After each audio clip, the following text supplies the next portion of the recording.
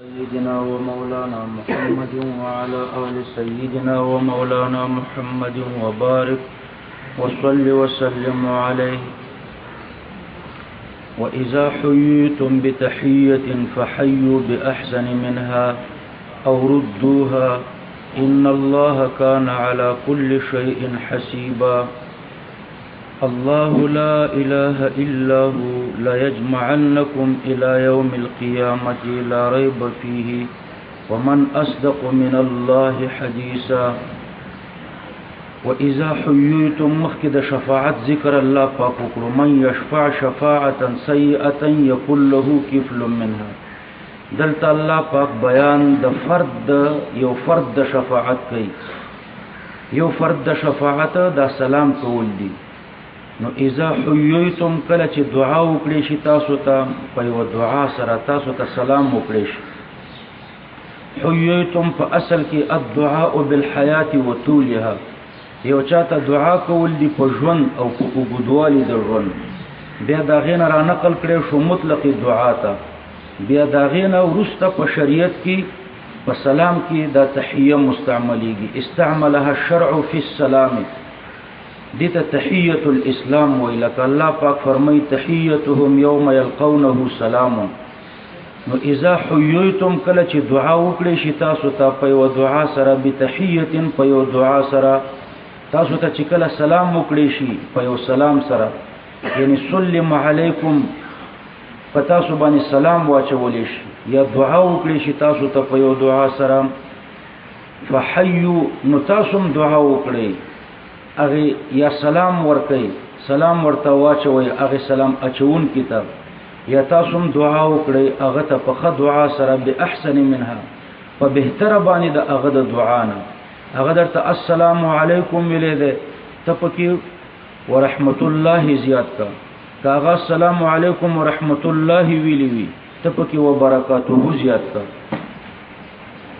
او ردوها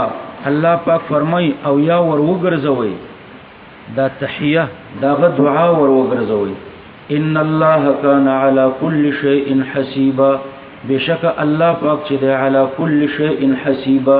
په هر شی باندې خو حساب کوونکی دی. الله دا تاکید د وعید مذکور دی وان الله على كل شيء حسيبا کی ونوع د وعید و نو د دې وعید د پر الله پاک تاکید ذکر کوي. الله لا اله الا هو الله پاک چې دی داسی یو ذات دی لا اله الا هو چې نشته بل معبود موجود مگر یو الله دی. لا یجمعنکم دو توکید دی یو لام دی بل نون دی. لا یجمعنکم خامخرا جمع بکی خامخا تاسو الى یوم القیامت ورځ د قیامت ته لا ریب فیه یعنی فی یوم القیامت په دې ورځ د قیامت کې شک نشته او یا په دې جمع کې شک نشته چې لا یجمعنکم ور باندې دلالت کوي. ومن اصدق من الله حدیثا او څوک دې ډیر رښتینه د الله نه حدیثا ازروی وینا دا تفضیل په اعتبار د کمیت سره دی په اعتبار د کیفیت سره نه دی ځکه په صدق کې په اعتبار د کیفیت سره تفاوت نشته. فما لكم في المنافقين فئتين والله اركسهم بما كسبوا. مخکې بیان د منافقینو دلته الله پاک د یو منافق ډلې بیان کړي. د مکی مکرمه نه یو څو کفار راغلل مدینه منوره ته او ځان مسلمان خودلو پیغمبر صلی الله علیه وسلم ته. یو څو ورځې بعد د رسول الله صلی الله علیه وسلم نه اجازه وغوښتلو چې د مدینه منوره هوا په موږ بده ولګیده موږ ته اجازه راکړه چې ځنګل ته لاړ. رسول الله صلی الله علیه وسلم ورته اجازه ورکړو نو دوی ځنګل ته لاړ. په ځنګل کې اوسېده بیا پړاو په پړاو مکې ته ځان نږدې کولو تر دې چې مکې ته ورسېدل. د مکې نه به رسول الله صلی الله علیه وسلم ته یو خطر ولېږلو چې موږ مسلمانان یو لیکن د مدینه منوره هوا په موږ بده ولګېده لہذا موږ خپل کورونو ته ورسېدو. نو بیا بعضې صحابه دوی ته کافران ویل او بعضو به ورته مسلمانان ویلې. نو الله پاک دا آیات کریمه نازل کړو چې دا کافران دي. فما لكم في المنافقين فئتين ما فما نو څه دي ستاسو لره خطاب ټول مؤمنانو ته دی استفهام د انکار او د توبیخ د پاره دی بعضو ته فما لکم کوم خطاب ټول ته دی خو په دې ټولو کې دوه ډلې یو ډله صحیح و هغه ورته کافران ویل او دا بل ډله په غلطه و چې هغه ورته مؤمنان ویل نو خطاب ټول ته دی خو توبیخ بعضو ته دی نو استفهام انکاری توبیخی دی او هغه ډلې ته دا توبیخ متوجه دی چې هغه به دوی ته مسلمانان ویل نو ما مبتدا دا او لکم دا لکم دا په اعتبار د متعلق سره ورته خبر دی فمستقر لكم څه مستقر شو تاسو د پاره فی المنافقین په بار د منافقانو کې دا لکم چې د چا پورې تعلق لري نو فی المنافقین هم د هغه پورې تعلق لري نو تقدیر د عبارت دا ده فمستقر لكم ای شیء استقر لكم او ای شیء استقر لكم فی المنافقین نو دوله د استقر پورې تعلق لري لیکن د دین اسانه توجیه دا چې فی المنافقین دا د افترقتم پورې تعلق ورکا متعلق بما يدل عليه فئتين دا فئتين چې په کوم فعل باندې دلالت کوي دا فی المنافقین دغه پورې تعلق لري چې تتفرقون دی یا افترقتم دی افترقتم فی المنافقین تاسو ډلې ډلې شوي په باره د منافقانو کې نو افترقتو پورې تعلق چې ورته ورکې نو بیا به عبارت اسانه خلګي آیات کریمه ای شیء استقر لكم افترقتم فی المنافقین یا تتفرقون فی المنافقین دام کول شي چې فی المنافقین د دې ورسته فئتین نه حال کوي فما لكم فئتین متفرقین فی المنافقین فما لكم فی المنافقین فئتین فما استقر لكم افترقتم فی المنافقین چې تاسو اختلاف وکړو په باره د منافقانو کې الساکنین فی خارج المکه خارج المدینه د مدینه منوره نه بهر اوسېدو په مکی ته لاړو نو د دوی په باره کې تاسو ولې دوه ډلې شوي افترقتم فی المنافقین فئتین دا حال د ضمیر د لکم نه او یا خبر کان المقدره د کان مقدره د پاره خبر کا لکه یا د سورتم د پاره خبر کا کنتم فئتین یا سورتم فئتین چې تاسو دوه ډلې شوي په دې منافقانو دوی خو ښکارا کافرانو د دې آیات د نزول نه وروسته دوی ښکارا کافرانو الله پاک بیا هم ترنه تعبیر په منافقین باندې وکړو به اعتبار وصفهم السابق مخک منافقانو اوس ښکارا کافران دي والله ارکسهم بما کسبوا دا حال د منافقین حال دا چې الله پاک ارکسهم یعنی ردهم الى الشرك بیرته ګرځولې دي دوی شرک ته بما کسبوا په سبب د اعمالو د دوی بما کسبوا من الارتداد ارکسهم سرخ کته کېدل او پخې اوچتېدل دیتا ارکسهم وي نو ارکاس دغه ته وي چې سرخ کته یو پخې اوچتي یعنی رماهم منکسین فی حفر النيران یو معنی دا ده ارکسهم الله دوی اوشته سرخ کته او پخې اوچتي په کندو دور کې امام سودی رحمه الله دا معنی کوي چې اضلهم عربان وي ارکستنی عن طریق الهدى وصيرتني مثلا للعدا نو سودی سب د ارکسهم معنی کوي په اضلهم باندې او عبد الله ابن عباس سب د ارکسهم معنی کوي حبسهم فی جهنم د په جهنم کې حساب کړ امام بخاری د عبد الله ابن عباس رضی الله عنه نه د ارکسهم معنی را نقل کړی دا هغه فرمای ارکسهم یعنی بددهم ای فرقهم د ټوټه ټوټه کړ او بعض علماء معنی کوي اهلکهم اسانه معنی دا ارکسهم یعنی ردهم الى الشرك برته ګرځولي دوی شرک ته بما کسبو په سبب د اعمالو د دوی چې هغه ارتداد ده اتريدون دا توبیخ ده للفرقه القابله بايمانهم هغه فرقه ته چې هغه د دوی په ایمان باندې قول کولو الله پاک هغه ته توبیخ ورکړي اتريدون ان تهدوا آیاتاسو اراده لري ان تهدو چې سم لار برابر کوي من اضل الله هغه څوک چې گمراه کړي دي الله یعنی جعله الله ضالا چې الله پاک هغه گمراه کړي دي نو تاسو اراده لري چې هغه ته سم لار برابر کوي نو دا آیات کریمه په دې دلالت کوي چې دا محال ده هدایت من اضل الله څوک چې الله پاک هغه لره بیلاری کوي نو هغه ته بیلار خودل دا محال دي ومن يضلل الله هغه څوک چې هغه لره الله پاک بیلاری کوي فلن تجد له سبیلا نو تب پیدا نه کی داغه د پاره سبیلا یعنی سبیل الهدایت لار د هدایت ودوا لو تکفرون بیان لغلوهم فی الكفر دا بیان د پاره د زیاتې د دوی د په کفر کې چې دوی په کفر کې ډیر زیات ورننه وتیو نو ودوا یعنی دوست غنی لو تکفرون لو مصدریه ده یعنی کفرکم دوی دوست غنی تاسو کفر لو تکفرون خپل مدخول په تعویل د مصدر سره اړي د ودو د پر مفعول به ده ودو کفرکم دوی دوست غنی کفر تاسو کما کفرو نو کما کفرو کی کاف مصدریه ده کما کفرو یعنی لوجد کفر د دوینه فتكونون سواء فتكونون د عطف ده په لو تکفرون باندې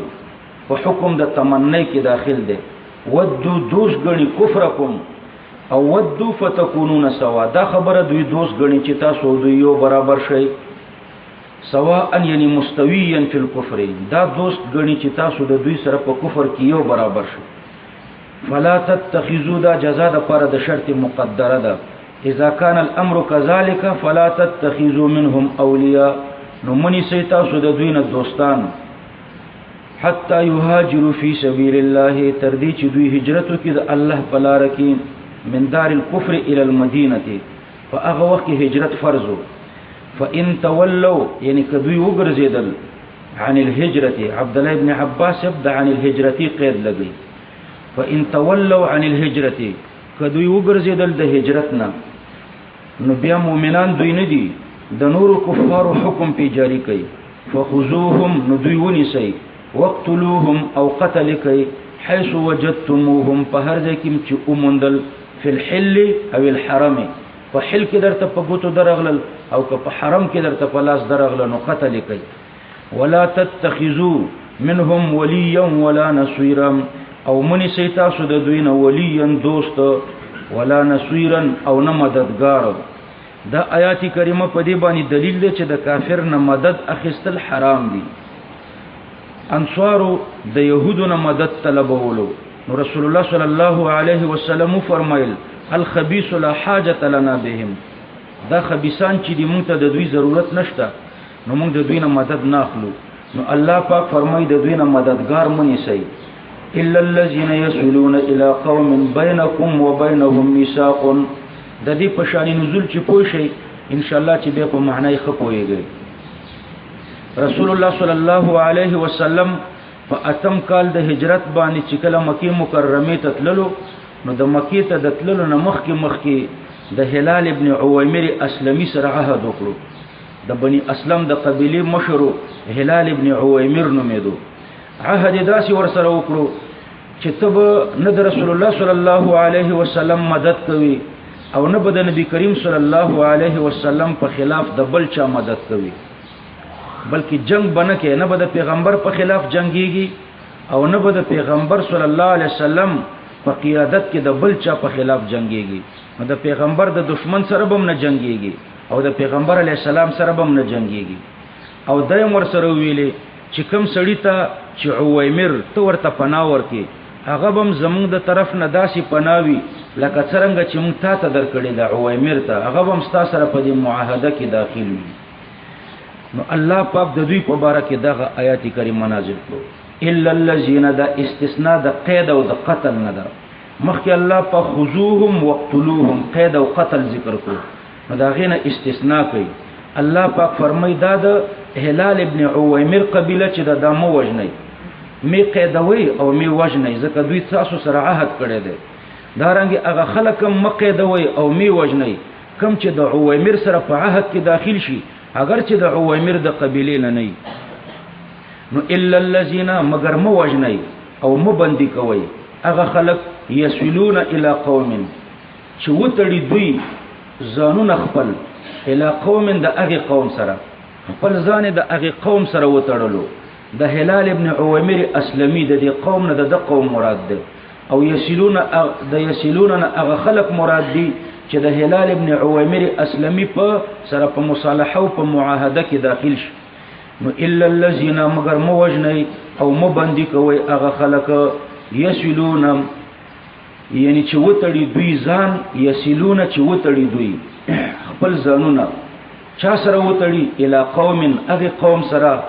بینکم و بینهم میثاق چې تاسو د غوی په مابین کې ټینګ وعده ده یعنی حلیف الحلیف یو حلیف ده چې د هلال ابن عوامر اسلمي قوم ده یو حلیف الحلیف ده حلیف الحلیف چې د سره په دې عهد کې داخل شي نو د حلیف الحلیف مو وجنی او جاءوکم د خپل د هلال ابن عوامر اسلمي قوم ده او جاءوکم او یا راشدوی تاسو ته حسرت صدورهم حال دا چې تنګي شوی وي سینې د دوی یعنی زړونه د دوی سینه او زړه تنګي ان یقاتلوکم د دین زړه تنګ ده ان یقاتلوکم چې تاسو سره وجنګيږي یعنی دام بد غني چې تاسو سره جنگو کی د خپل قوم په حمایت کې تاسو سره وجنګيږي او یقاتلوا قومهم او یا د خپل قوم په خلاف وجنګيږي او تاسو سره مرسته وکي نو زړه د جنگ نه مات ده ولو شاء الله نو دا عین حلیفان دي دا حلیفان شو هغه مخ کې حلیف الحلیف ده نو د دې دوړو سره الله پاک فرمایي چې م جنگيږي می قیدوي او می قتلوي ولو شاء الله لسلطهم علیکم نو الله پاک فرمایي کچرته الله اراده کړې وي لسلطهم نو خامخا زور ور کړې به وي دا کافران علیکم پتا سو باندې د دوی د زړونو نه به رعب استلې وي نو دغه مصالحه او معاهده به در سره نه وکړي نه بستاسو حلیفان وي او نه بستاسو د حلیفانو حلیفان وي دا چې الله پاک دوی ستاسو حلیفان کړو او نور خلک د دوی به حلیفان کړو دا د الله پاک فضل دی چې د دوی په زړونو کې الله رعب اچولې دی نو که الله اراده کړې وي نو خامخا به زور ور کړې وي دا کافران پتا سو باندې نو دا د الله احسان وګړي چې دوی عاجز شو فلقاتلوکم لام د تاکید د پاره ده لام جوابیه ده لعطفه على الجواب نو فلقاتلوکم نو پس نو خامخا به دوی جنگ کړي وستاسو سره جنگیدل به وستاسو سره فإن اعتزلوکم نو فإن اعتزلوکم نو کڅنګ وکړو دوی لتاسونا ولم يتعرضوا لكم یعنی پتاسو حمله نه کول استاسو سره جنگ نه کولو نو فإن اعتزلوکم نو کڅنګ وکړو دوی لتاسونا هغه د څنګه تفسیر داده فلم يقاتلوکم پس جنگ ونکړو دوی لتاسو سره استاسو سره جنگ ونکړو والقوا الیکم السلام او دروړان دې کړه تاسو ته روغه جوړه صلح درته دروړان دې کړه فما جعل الله لكم عليهم سبيلا نو بیان د ګرځولې الله پاک تاسو د پاره د دوی په خلاف سبیلا لار د نیولو او د وژلو او د مال د اخیستلو سبیل القتل والاخذ سبیل د قتل او د قید او د اخذ المال نو انتفاده سبیل کنایه د عدم تعرض نه څوک چې په ولاره نزي نو په دې لار کې چاته تعرض نه کوي نو دلته روح المانی لیکي وهذه الايه منسوخه الحكم بايه براءه د سوره براءت د آیات په وجبانه د آیات کریمه منسوخ شو چې فاذا سلخ الاشهر الحرم فاقتلوا المشركين چې کله محترم میاشتې تیری شوي نو بیا مشرکانو سره وجنګيږي بیا دا صلح چې دوی تاسو سره کړی دا نو دا صلح ورته ختمه کړي ستجدون آخرین دا یو بل قوم الله پاک بیانې اسد او غطفان دا دو قبیلې وي کله به چې دوی مدینه منوره ته راغلل نو ځانونو ته به مؤمنان ویلي او چې کله به واپس لاړل نو بیا به ځانونو ته کافران ویلي ستجدون فی سفر الجهاد خارج المدینه خامخابت عمومی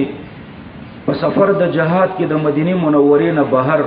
آخرین نور خلق یریدون ان یأمنوکم هغوی اراده لري ان یأمنوکم چې په امان شي لستاسو نه باظهار الاسلام تاسو ته ځان ظاهرا کې مسلمان ښکارا کوي نو دوی دا اراده لري چې په امان شي لستاسو نه ويأمنوا قومهم او په امن شي د خپل قوم نه باظهار الكفر تاسو ته اظهار د اسلام کوي نو تاسو نه ځان په امن کوي او خپل قوم ته اظهار د کفر کوي نو دا غوی نه ځان په امن کوي کلما ردوا الى الفتنه ردوا په معنا د دعو سره ده کله چې دوی دعوت کړي شي الى الفتنه د دې دوه معناګانې دي یو معنی ده الى الشرك دویمه معنی ده الى قتال المسلمین ورکسو فيها نو بیرته ګرځولې شي فيها په دې فساد کې نو بیرته ګرځولې شي یعنی واقع کولې شي فيها په دې فساد کې فإن لم يعتزلوكم دا مقابل ده د دې مخکینی معاهدینو فإن يعتزلوكم دا غي په مقابله کې الله د دوی ذکر کوي فإن لم يعتزلوكم كنشول پڅنګ استاسونه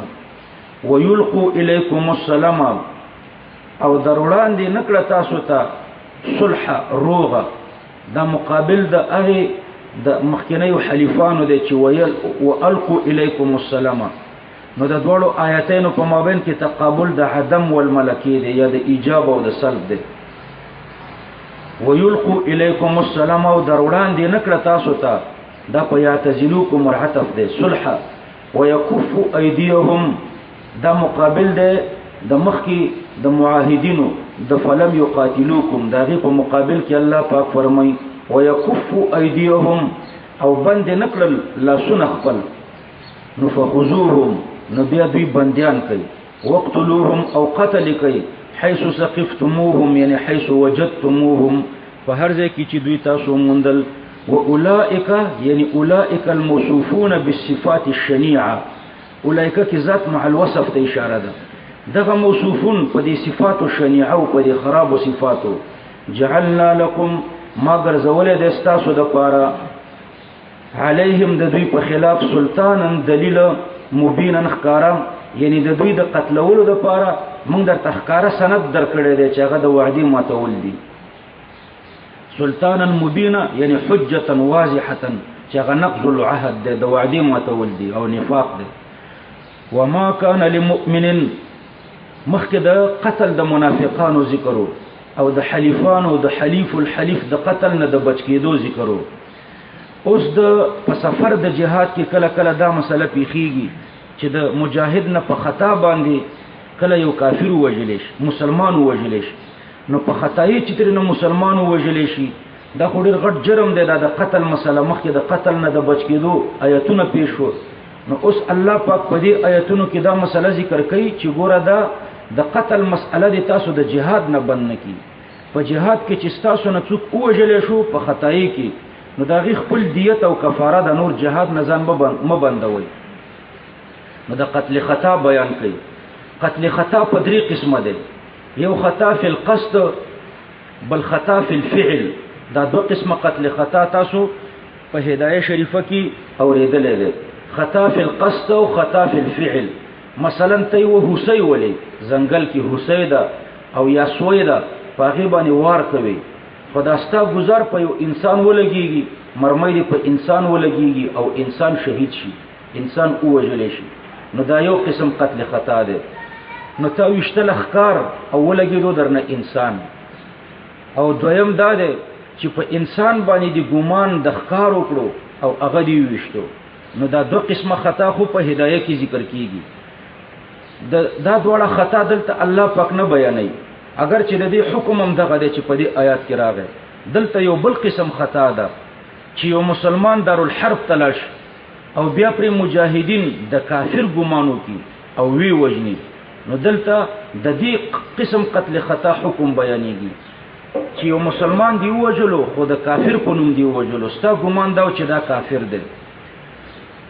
مجاهدینو ته اکثر داسې مسائل پیخیږي نو د دې قتل خطا حکم الله پاک په دې آیات کریمه کې بیانوي هغه مخکنه د هدايه خطا فی القصد او خطا فی الفعل هغه په دې حکم کې داخل دی ودلته د مجاهد د خطا حکم دی د دې په شان نزول کې علما مختلف واقعات ذکر کړي یو واقعه په کې دا ذکر کړي چې د حذیفه الیمان رضی الله عنه والد صاحب دا مجاهدو د احد په جنگ کې د مجاهدینو په صف کې او مجاهدو کلک صحابیو خو مسلمانانو په دغه ګمان وکړو چې دی به کافری نو دوی ور باندې د تورو وارونه شروع کړو حضرت حذیفه الیمان ډیری چیغې وکړي چې دا زما پلار دی خو په هغه کشمکش کې چا د आवाज وانه اوریدو د حذیفه الیمان رضی الله عنه پلاری شهید کړو مجاهدینو شهید کړو نو الله پاک دا آیات کریمه نازل کړو چې دا قتل خطا دی به اگر چې حذیفه الیمان رضی الله عنه دیت معاف کړو خو کفاره بیا مشته 2 میاشتې روزه او یا دا آیات کریمه د ابو الدرداء رضی الله عنه په باره کې نازل شوې ده یو سریه او حضرت ابو الدرداء رضی الله عنهم پکيو د دې سریینا ابو الدرداء رضی الله عنه یو سیټ طرف تلاړو یو طرف ته ځان تلاړو چکر ته چې ګوري یو شپون کېده او رما ور سره ده ابو الدرداء رضی الله عنه تور ور پسې راوېسته چې د شپون کې ووجني هغه شپون کې کلمه ویلې لا اله الا الله محمد رسول الله نو ابو الدرداء رضی الله عنه خیال دا وکړو چې دا کلمه د صدق نه ده ویلې د ځان د بچ کېدو د پاره دا کلمه ویلې ده نو قتل کړو بیا چې پیغمبر علی السلام ته واقعا ذکر کړه رسول الله صلی الله علیه وسلم ورته فرمایل هل لا شققت قلبه زړه دی ورته ولې نصيري ولو چې تا قتل وی چې دا کلمه د زړه نه ویلې ده او که په خله ویلې ده یعنی دا مسلمان دی ولې قتل کړو نو رستم د په باره کې یو آیات کریمه نازل شوه ده ودا آیاتم د حضرت ابو الدرداء رضی الله عنه په باره کې نازل ده او بعض علما په کې یو بل واقعه ذکر کړي د ابو جهل اخیفی ورورو حضرت عیاش دا حضرت عیاش د اخیفی مور شریک ورورو د ابو جهل خدای پټ په مکه مکرمه کې مسلمان شوی او به هجرت وکړو مدینه منوره ته الته پټ په وقلا کې اوسېدو د مور ډیر فریاد کولو او مرته کې ناستا خوراکم بند کړو چې ترسو پورې ماته خپل زوی نه راوسته تر هغه به سوري تم کیننم او خوراک او اسکاک به مونکم نو ابو جهل او یو بل ورور یو نو دا دواړه ورپسې ولېګل د دوی سره یو بل قسم یو ځای شو په لار کې حارث ابن زید دوی د حضرت عیاش پسې ورور رسیدل حضرت عیاش په وقلا کې پټ دی دوی چې کله دی قلا ته ورغلل نو دوی ورته आवाज وکړو او د خپل مور حالات ورته ذکر کړل چې مور مرته ناسته ده سوري ته نه کینی او خوراک او اسکاک هم نه کوي او وای چې قسم دې چې ماته خپل زوی نه راوسته تر هغه پوری به زه هیڅ ونه کوم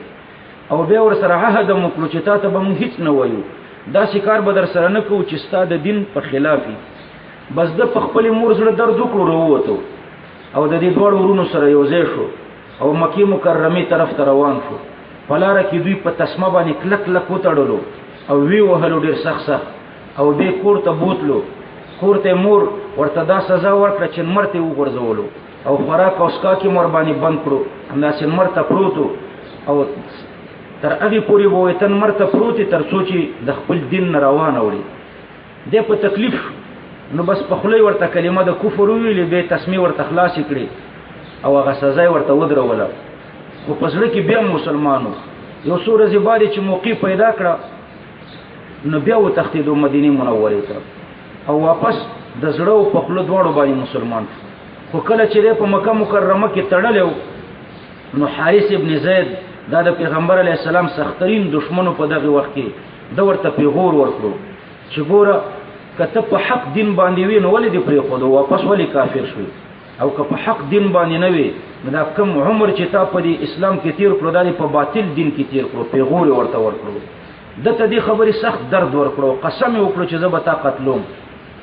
نو بیا چې کله مدینه منوره ته لاړو نو ځل کې دا عزم چې دا حارث ابن زید به وجنم ځکه د ماته پیغور را کړو نو حارث ابن زید تم الله پاک د ایمان توفیق ورکړو د مسلمان شو خدای د په اسلام باندې حضرت عیاش خبر نشو د چې کله مسلمانېدو د په نو خبر د چرته په سفر باندې وتلو به ورځ حارث ابن زید خو مسلمان شوی دی نو د حضرت عیاش سره مخامخ شو. حضرت عیاش ګمان وکړو چې دا مغه زما دشمن دی چې ماته پیغور را کړو، بس قتل کړو. بیا رسول الله صلی الله علیه وسلم تراغلو، دغه خبر شو به ورسته چې دا خو می مسلمان قتل کړو. نو پیغمبر علیه السلام ته واقعا ذکر کړه چې زنوم خبر چې دا مسلمان شوی دی، خپل پیغمبر ښکارا کړه. نو الله پاک دا آیات کریمه نازل کړو، وما كان لمؤمن یعنی لا يناسب یا لا يجوز، نه د مناسبه یا نه د جایزه، یا لیس من شانه نه د شان د مسلمان نه، ان يقتل مؤمنا چې دا بل مسلمان نه حق مړکی، فی حال من الاحوال، استثناء مفرغه ده، مستثنا منه پکې حذف ده. په یو حالت کې د تنه د جایزه چې د مسلمان مړکی، الا خطأ مگر په خطا سره، چې په خطا سره اوجنی نو خطأ ان وجل شي، الا فی حال الخطا نو مگر په حالت د خطا کې. ومن قتل مؤمنا خطأ او چا چې اوجل یو مسلمان په خطا باندې نو دته دو سزاګانې دي. یو سزا چې د فتحرير رقبه یعنی فعليه تحرير رقبه، په د باندې آزادول د یو رقبې دي، د یو غلام دي، مؤمنه چې مسلمان وي، وان كانت صغيره صغيري که کبيري خو چې مسلماني نو یو خو به د غلام آزادي، دا کفاره شو. ودیه مسلمه الى اهله، او دویم دیت ده، دویم سزا دیت ده، مسلمه یعنی مؤدات سپارل شوی دیت ده، الى اهله اهل د دې مړی ته، یقتسمونها على سبيل الميراث، دا ورثه د دې مړی به د میراث په طریقه باندې دا دیت تقسیمي. نو دا دیت سل خان دي، یا زر دینار دي، او یا لزر درهم دي. الا ان يصدقوا یعنی الا ان يعفو، مگر دا چې ورثه د مقتول ورثه د مړي عفو وکي. د عفو الله پاک تعبیر په صدقې باندې وکړو، حسن علیه، دا ورثه د مړي تیزی دی عفو ته چې تاسو عفو ضرور وکړئ، ځکه دا تاسو د طرف نه صدقه ده. فإن كان من قوم، اوس الله پاک دا مقتول مؤمن درې اقسام ته تقسیمي. مقتول مؤمن چې دا مسلمان ته خطأ وجل دی، نو کله پی دیت او کفاره دواړي، کله یوازې کفاره دیت پکې نه، نو درې صورت الله پاک بیانوي. فإن كان یعنی فإن كان المقتول المؤمن خطأ، مقتول مؤمن نو بحث د مقتول مؤمن دی. نو فإن كان المقتول المؤمن خطأ، کچرته د مقتول مؤمن خطأ من قوم د داسې قوم نو عدو لكم چې تاسو دشمنو، وهو مؤمن او د خپل مسلمانو، ولم يعلم به القاتل، قاتل په نو خبر چې د مسلمان دی، لکه حضرت عیاش چې حارث ابن زید وجلو، او یا د احد په جنگ کې مسلمانانو د حضرت حذیفه ابن الیمان پلار وجلو. نو فتحرير رقبه مؤمنه، نو بیا فعليه تحرير رقبه مؤمنه، فدبن ازادول د غلام دی مسلمان، ولا تجب عليه الديه یعنی دیت په نه دی واجب، وجدار چې د اهل کافر دی، والکافر لا يستحق الديه، کافر مستحق د دیت نه دی، ځکه دیت دا په اعتبار د میراث سره ولا وراثه بینه و بین اهله، دی خپل مسلمان دی او اهل کافر دی، نو دیت په طریقې د وراثت سره، د وراثت په طریقه تقسیمیږي، او اختلاف د دین په صورت کې میراث نه، نو د میراث ورثه ته نه پاتې کیږي، لدی وجه نه دلته دیت نشته. نو ګوره یو مقتول مؤمن دا دی چې د خپل مسلمان دی خو ورثه کافران دي، نو چې ورثه کافران دي دلته به یوازې په قاتل باندې کفاره دیت بنئ، ځکه دیت ورثه ته ورکول شي، او دلته د ورثه ته میراث نشي ورکول، ځکه اختلاف د دین راغلی دی. وإن كان من قوم بينكم وبينهم ميثاق، وإن كان دلته ګوره دا کان ضمیر دلته د کان د پاره اسم چې مقدر دی، په دې کې دوه توجیهات دي، او جمهور مفسرین دا دواړه توجیهات دواړو ته صحیح وایي، څوک یو ته ترجیح ورکوي، څوک بل ته ترجیح ورکوي. اول درته مرجوح تفسیر ذکر کوم، مرجوح تفسیر دا دی وإن كان المقتول المسلم، د مؤمن قید مې درته ولګولو، کچرته و مقتول مؤمن من قوم بينكم وبينهم ميثاق، دا مقتول مؤمن دا داسې کافر قوم نه دی، بينكم وبينهم ميثاق چې تاسو د غوی په مابین کې ميثاق یعنی عهد موقت او مؤبد عهد موقت دی یا مؤبد دی مطلب دا دی چې دا مقتول په خپل مؤمن دی او دا قومي ذمي دی یا معاهد دی د په خپل مؤمن دی شاباسي خو د ورثه شری ذمیان دي او یا معاهدین دي نو بیا به څه کو نو فدیه یعنی فعلاقات له دیه نو د په قاتل باندې به دیت ده مسلمه دا به حواله کول شي الی اهله اهل د دې مړی ته کچرته په اهل کې کوم مسلمان پیدا کېدو نو هغه ته به حواله کړي او که په اهل کې مسلمان نه پیدا کېدو نو بیا به اهل ته نه حواله کیږي ځکه کافر د مسلمان نه میراث نه وړي دا یو تقدیر شو او د دې تقدیر تایید په یو قرائت باندې کیږي دلته یو بل قرائت داسې ده وان كان من قوم بينكم وبينهم ميثاق وهو مؤمن دا وهو مؤمن په یو آیا په یو قرائت کې پکښتا نو دا وهو مؤمن لفظ په یو قرائت کې شتا لدی وجنه ما درته ویل چې ان كان المقتول المؤمن ان كان المقتول المسلم نو دا کان اسم چې د مقتول مؤمن او مقتول مسلم ده دا یو توجیه ده لیکن جمهور مفسرین امام جساس او مولانا اشرف علی تھانوی رحمه الله په بیان القرآن کې هغه دلته دویمه توجیه ذکر کړي چې دا د کان ضمیر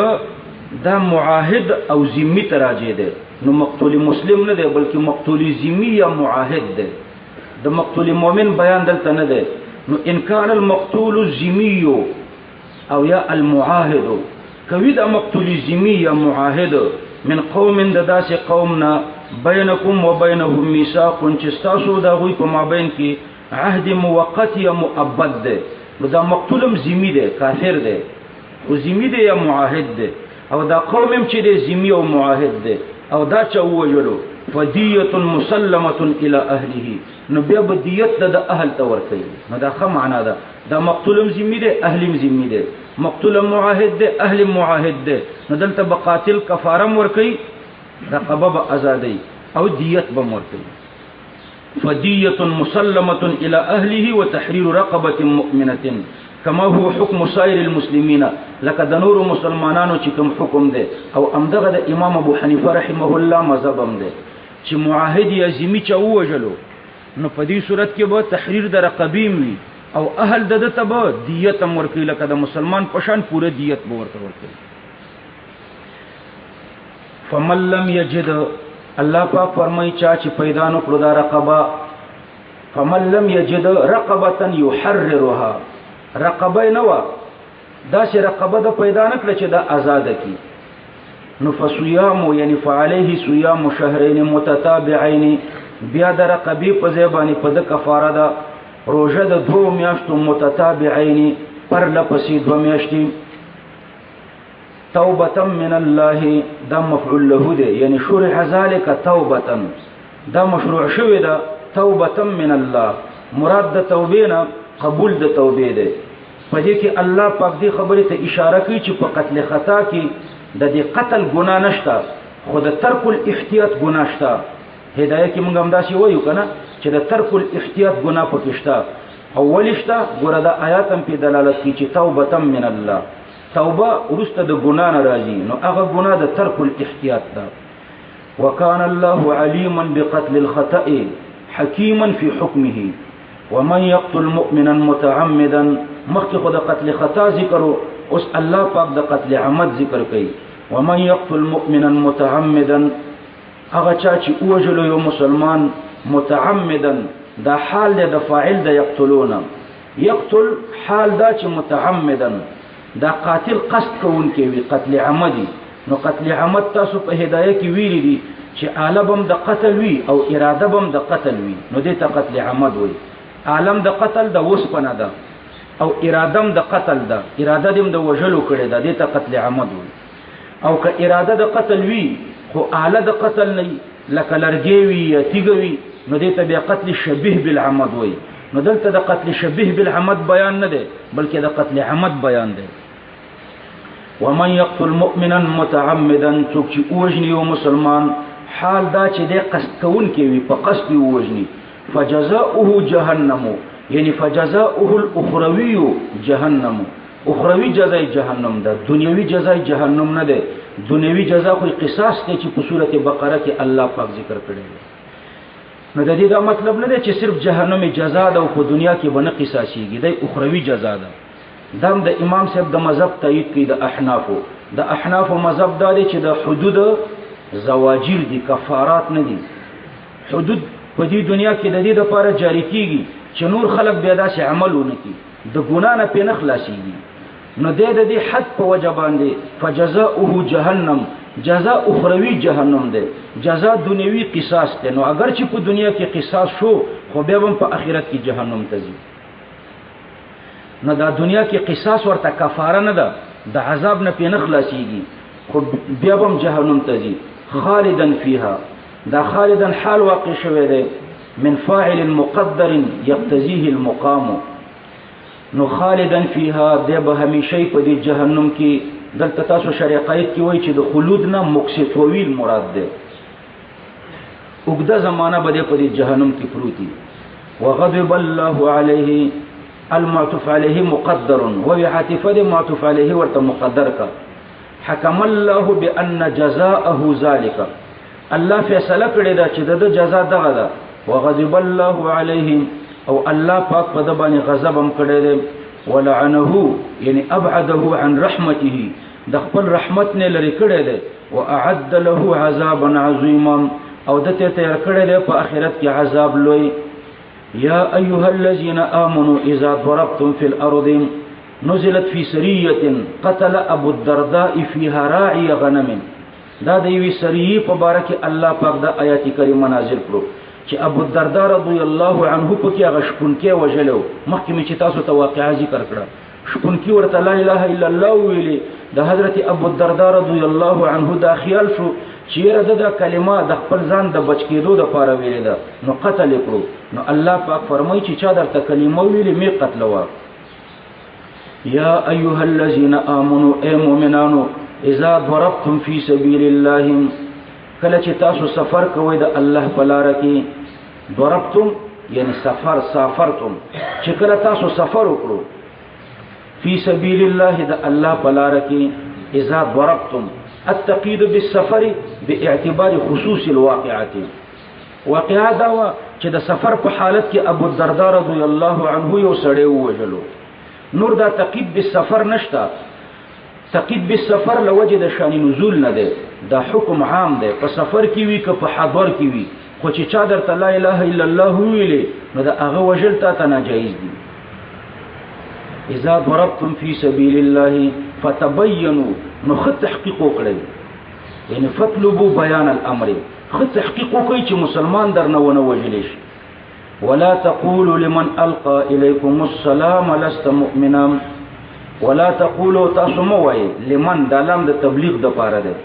د هغه چا د پاره. القا د ماضی په معنا د مضارع سره ده، یعنی یلقي چې تاسو ته اچي.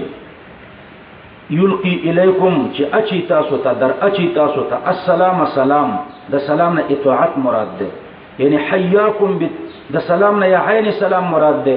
حیاکم بتحیه الاسلام، تاسو ته السلام علیکم دا تحیه د اسلام درته پیش کړه. د دې په مقابله کې تحیه د جاهلیت ده، لکه انعم صباحا یا حیاک الله یا ګډ مارنینګ. دغه سلامونه دا د جاهلانو دي، او د اسلام سلام چې دی السلام علیکم دی. نو تاسو مو وایي هغه چاته القا الیکم السلام، یعنی حیاکم بتحیه الاسلام، چې اسلامی سلام درته واچولو. او یا د سلام نه اطاعت مراد ده، چې تاسو ته خپل اطاعت ښکارا کړو، لا اله الا الله درته ویلي. نو ته دغه په باره کې دا مو وایه چې لست مؤمنا، ته د زړه نه مسلمان نه، او تا په خوله دا کلمه ویلې ده د دې لپاره چې ته د قتل نه بچ شي. نو لا تقولوا دا نهي مقید ته متوجه ده، تقولوا ته. او دا قید چې تبتغون ده، ګوره لا تقولوا تبتغون، دا تبتغون دا جمله خو حال واقع شوې ده د فاعل د تقولون. نو فاعل د تقولوا حال خو قیدی کنه، نفي قید ته متوجه کیږي غالبا. دلته قید او مقید دواړو ته متوجه ده، دی قول ته متوجه ده او تبتغون ته متوجه ده. تبتغون دا حال واقع شوی د فاعل د تقولون، دې تم نهي متوجه ده او تقولو تم متوجه ده. تاسو قولم مکوي او تبتغون یعنی غواړئ ما عرض الحیات الدنیا مال د ژوند دنیوي دا حال الله ذکر کړو علت الحجلی ته اشاره کوي چې تاسو په تلوار باندې دا سړی ولې مړ کړو نو ډیر زر دی وجلو تحقیق دی ونه کړو ځکه ته غواړي مال د ژوند دنیوي د رمی د پاره دی وجلو چې دا مال غنیمت دی نو فعند الله دا علت د پاره د نهي دی عن القید ګور نهي خود د دوه شینو نه راغله کنه د مقید نم راغله چې قول دی دا وینام مکوا او د قید نم راغله چې تبتغون دی نو دلته فعند الله دا علت دی دا تعلیل دی د پاره د نهي عن القید د تبتغون د پاره دا د تبتغون نه تولي منع شوي ځکه فعند الله د الله پاک سره مغانم کثیره غنیمتون ډیر دي کذالک یعنی کمن القى الیکم السلام لکم دغه بیچاره شپون کې چې تاسو السلام علیکم ویلي نو د پشان کنتم من قبل تاسو وی پوخا نو تاسو هم د پشان باندې وی یعنی یوازې د اسلام په اظهار باندې تاسو په امن وی مخکې تاسو په حقیقت د اسلام نه پوهیدئ یوازې په اظهار د اسلام الله تاسو ته امن درکړو دغه شپون کې بیچارم د تم په کار دی چې په اظهار د اسلام تاسو ورته امن ورکړی دا قرآن ډیر بلیغ کتاب دی دا چې په 5 کالو کې مونږ ترجمه کولای نو لبه خوند کړی دا فعند الله مغانم کثیره ګوره مخکې د دوه شیانو نه نه راغله یو د مقید نه چې لا تقول دی او بل د قید نه چې تبتغون دی فعند الله دا علت د پاره د نهي عن القید او كذلك كنتم دا علت د پاره د نهي عن المقید دی لا تقول دا وینا ولی مکوا ځکه كذلك كنتم من قبل امداسي تم وی پوخا یوازې په اظهار د اسلام باندې مأمون وي نو په خله باندې ځان ته مسلمان ویل ته امن ملاو شو نو د تم په کار دی چې ته امن ورکړې كذلك كنتم من قبل تعليل للنهي عن المقيد دا علت د پاره د نهي عن المقيد دی كذلك كنتم من قبل دارنګ وای تاسو مخکي من قبل یعنی من قبل الهجره د هجرت نه مخکي چې واځي د اسلام په اظهار باندې تاسو مأمون وای فمن الله عليكم نو الله پتاسو احسان وکړو فتبینوا نو خط تحقیق کوي فتبینوا هذا الامر په دې مسله کې خط تحقیق کوي دا غي نورسته قتل کوي ان الله كان بما تعملون خبيرا بشك الله پاک تاسو په عمل باندې خبردار دی لا يستوي القاعدون په دې کې ترغیب ال الجهاد دی مخکې مسله دا ذکر شو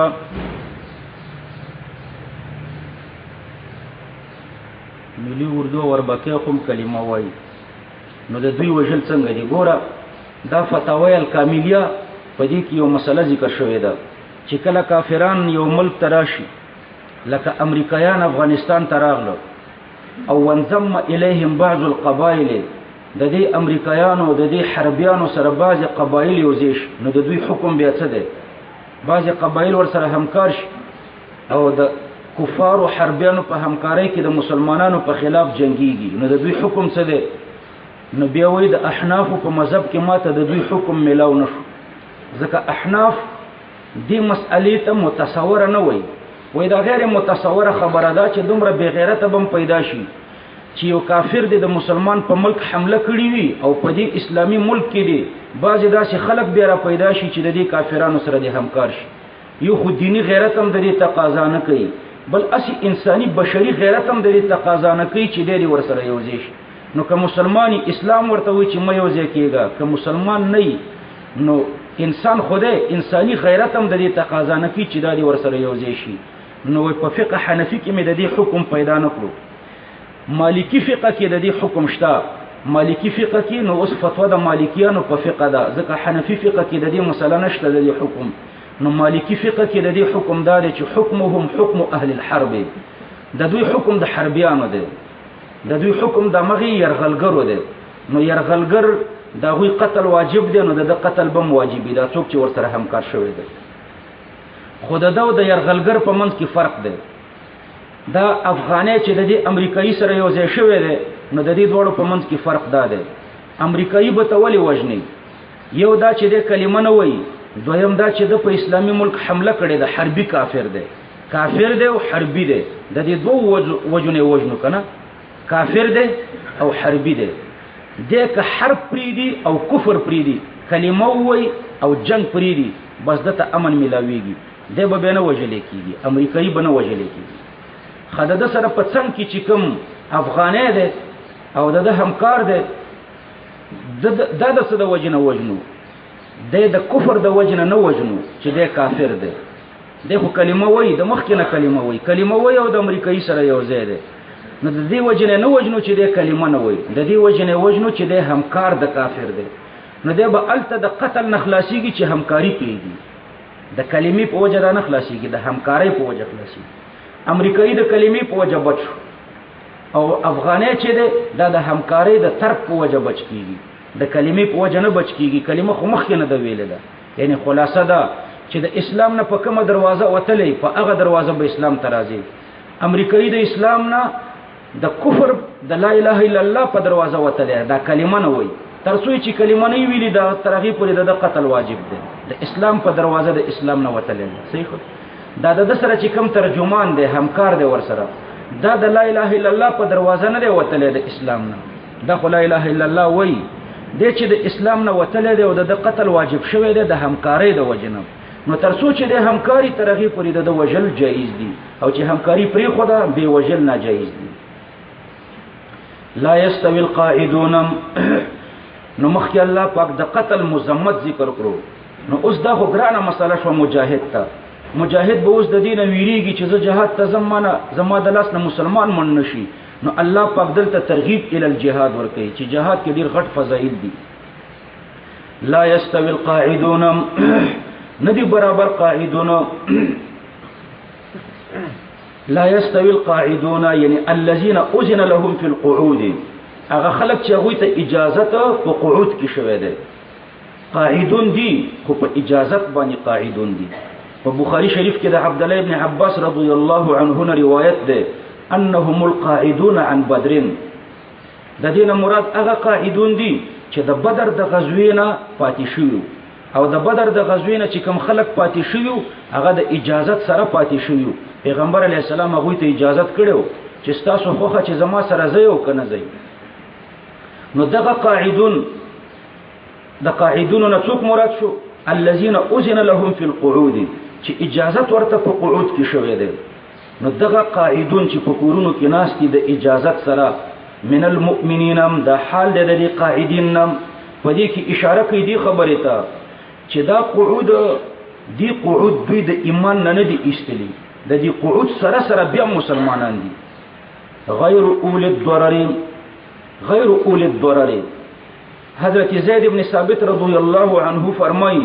كنت اكتب بين يدي النبي صلى الله عليه وسلم في كتف لا يستوي القاعدون زه د پیغمبر علیه السلام سره ناستم او دا آیات کریمه مې لیکلو چې لا يستوي القاعدون من المؤمنين قاعد د فقور کې ناس خو الذين اذن لهم في القعود اجازه ورته د قعود شوه ده جهاد ته نه تللی نو د اخی مجاهد سره نه برابر چې هغه جهاد ته تللی ده والمجاهدون في سبيل الله دا قاعدون او مجاهدون نه دي برابر نو چې کله دا آیات ما لیکلو وای دلته عبد الله ابن مکتوم سبم ناستو نو عبد الله ابن مکتوم په دواړو ستر ګړوندو د پیغمبر علی السلام ته ویل چې یا رسول الله قد انزل الله في فضل الجهاد ما انزل الله پاک په فضیلت د جهاد کې دا آیات کریمه نازل کړو چې قاعدون د مجاهدینو سره نه دي برابر وانا رجل ضرير او زه په دواړو ستر ګړوند ما فهل لي من رخصه ايامات رخصت شته فقال النبي صلى الله عليه وسلم لا ادري پیغمبر علیہ السلام فرمایل چې ما ته پته نشته چې تا ته رخصت وی که بنئ قال زید حضرت زید ابن ثابت سے فرمای چې دا آیات ما لیکلو وقلمي رطب ما جفا او زما قلم لا لوند و شوی نو حتى غشن نبی الوحی پیغمبر علیہ السلام باندې د وحی کیفیت راغلو نو چې د وحی کیفیت راغلو ووقع فخذه على فخذي د پیغمبر علیہ السلام ورون زما په ورون را پریوتو حتى كادت تدق من ثقل الوحي تر دې چې قریب وځه چې زما ورون مات شوی وي لدروندوالي د وحینا ثم جلي عنه بیا د وحی کیفیت ختم شو فقال لي اكتب يا زيد غير اولي الضرر ای زید دا پکې ولیکه چې غیر اولی الضرر، نو دا غیر اولی الضرر به وروسته نازل شو. نو ندی برابر قاعدون بالاذن د اجازت سره د جهاد نه پاتې دي، دا ندی برابر. والمجاهدون فی سبیل الله، او هغه خلق چې هغوی جهاد کوي د الله په لاره کې باموالهم وانفسهم، په خپلو مالونو او نفسونو باندې. نو غیر اولی الضرر، غیر اولی الضرر، اولی الضرر چې دي دوی د قاعدونو په حکم کې نه دي، الله پاک دوی ته معافي کړې ده. نو غیر اولی الضرر په دې کې دوه ترکیب دي. یو ترکیب پکې دا دی چې دا صفت که د القاعدون لپاره، په دې اعتراض راځي چې القاعدون معرفه ده او غیر اولی الضرر غیرو د اضافت په وجه نه معرفه کیږي، دا نکره ده، نو مطابقت نه راځي په مابین د موصوف او د صفت کې. نو بعض علماء دا جواب کړی دی چې القاعدون کې الف لام جنسی ده او معرف بلام الجنس دا په حکم د نکری کې وي، نو القاعدون په حکم د نکری کې ده، او غیر اولی الضرر دام نکره ده، نو نکره د نکری د پاره صفت شو. لیکن دا جواب غلط ده. امام رازی رحمه الله فرمایي ان المعرف بلام الجنس، معرفه بلام الجنس اگر چې په حکم د نکری کې ده، لكنه لا توصف بكل ما توصف به النکره، هر نکره د په صفت کې نشي واقع کېده، بلکې یو نکره صرف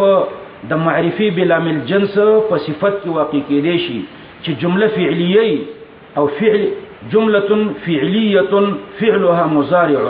چې جمله فعلیه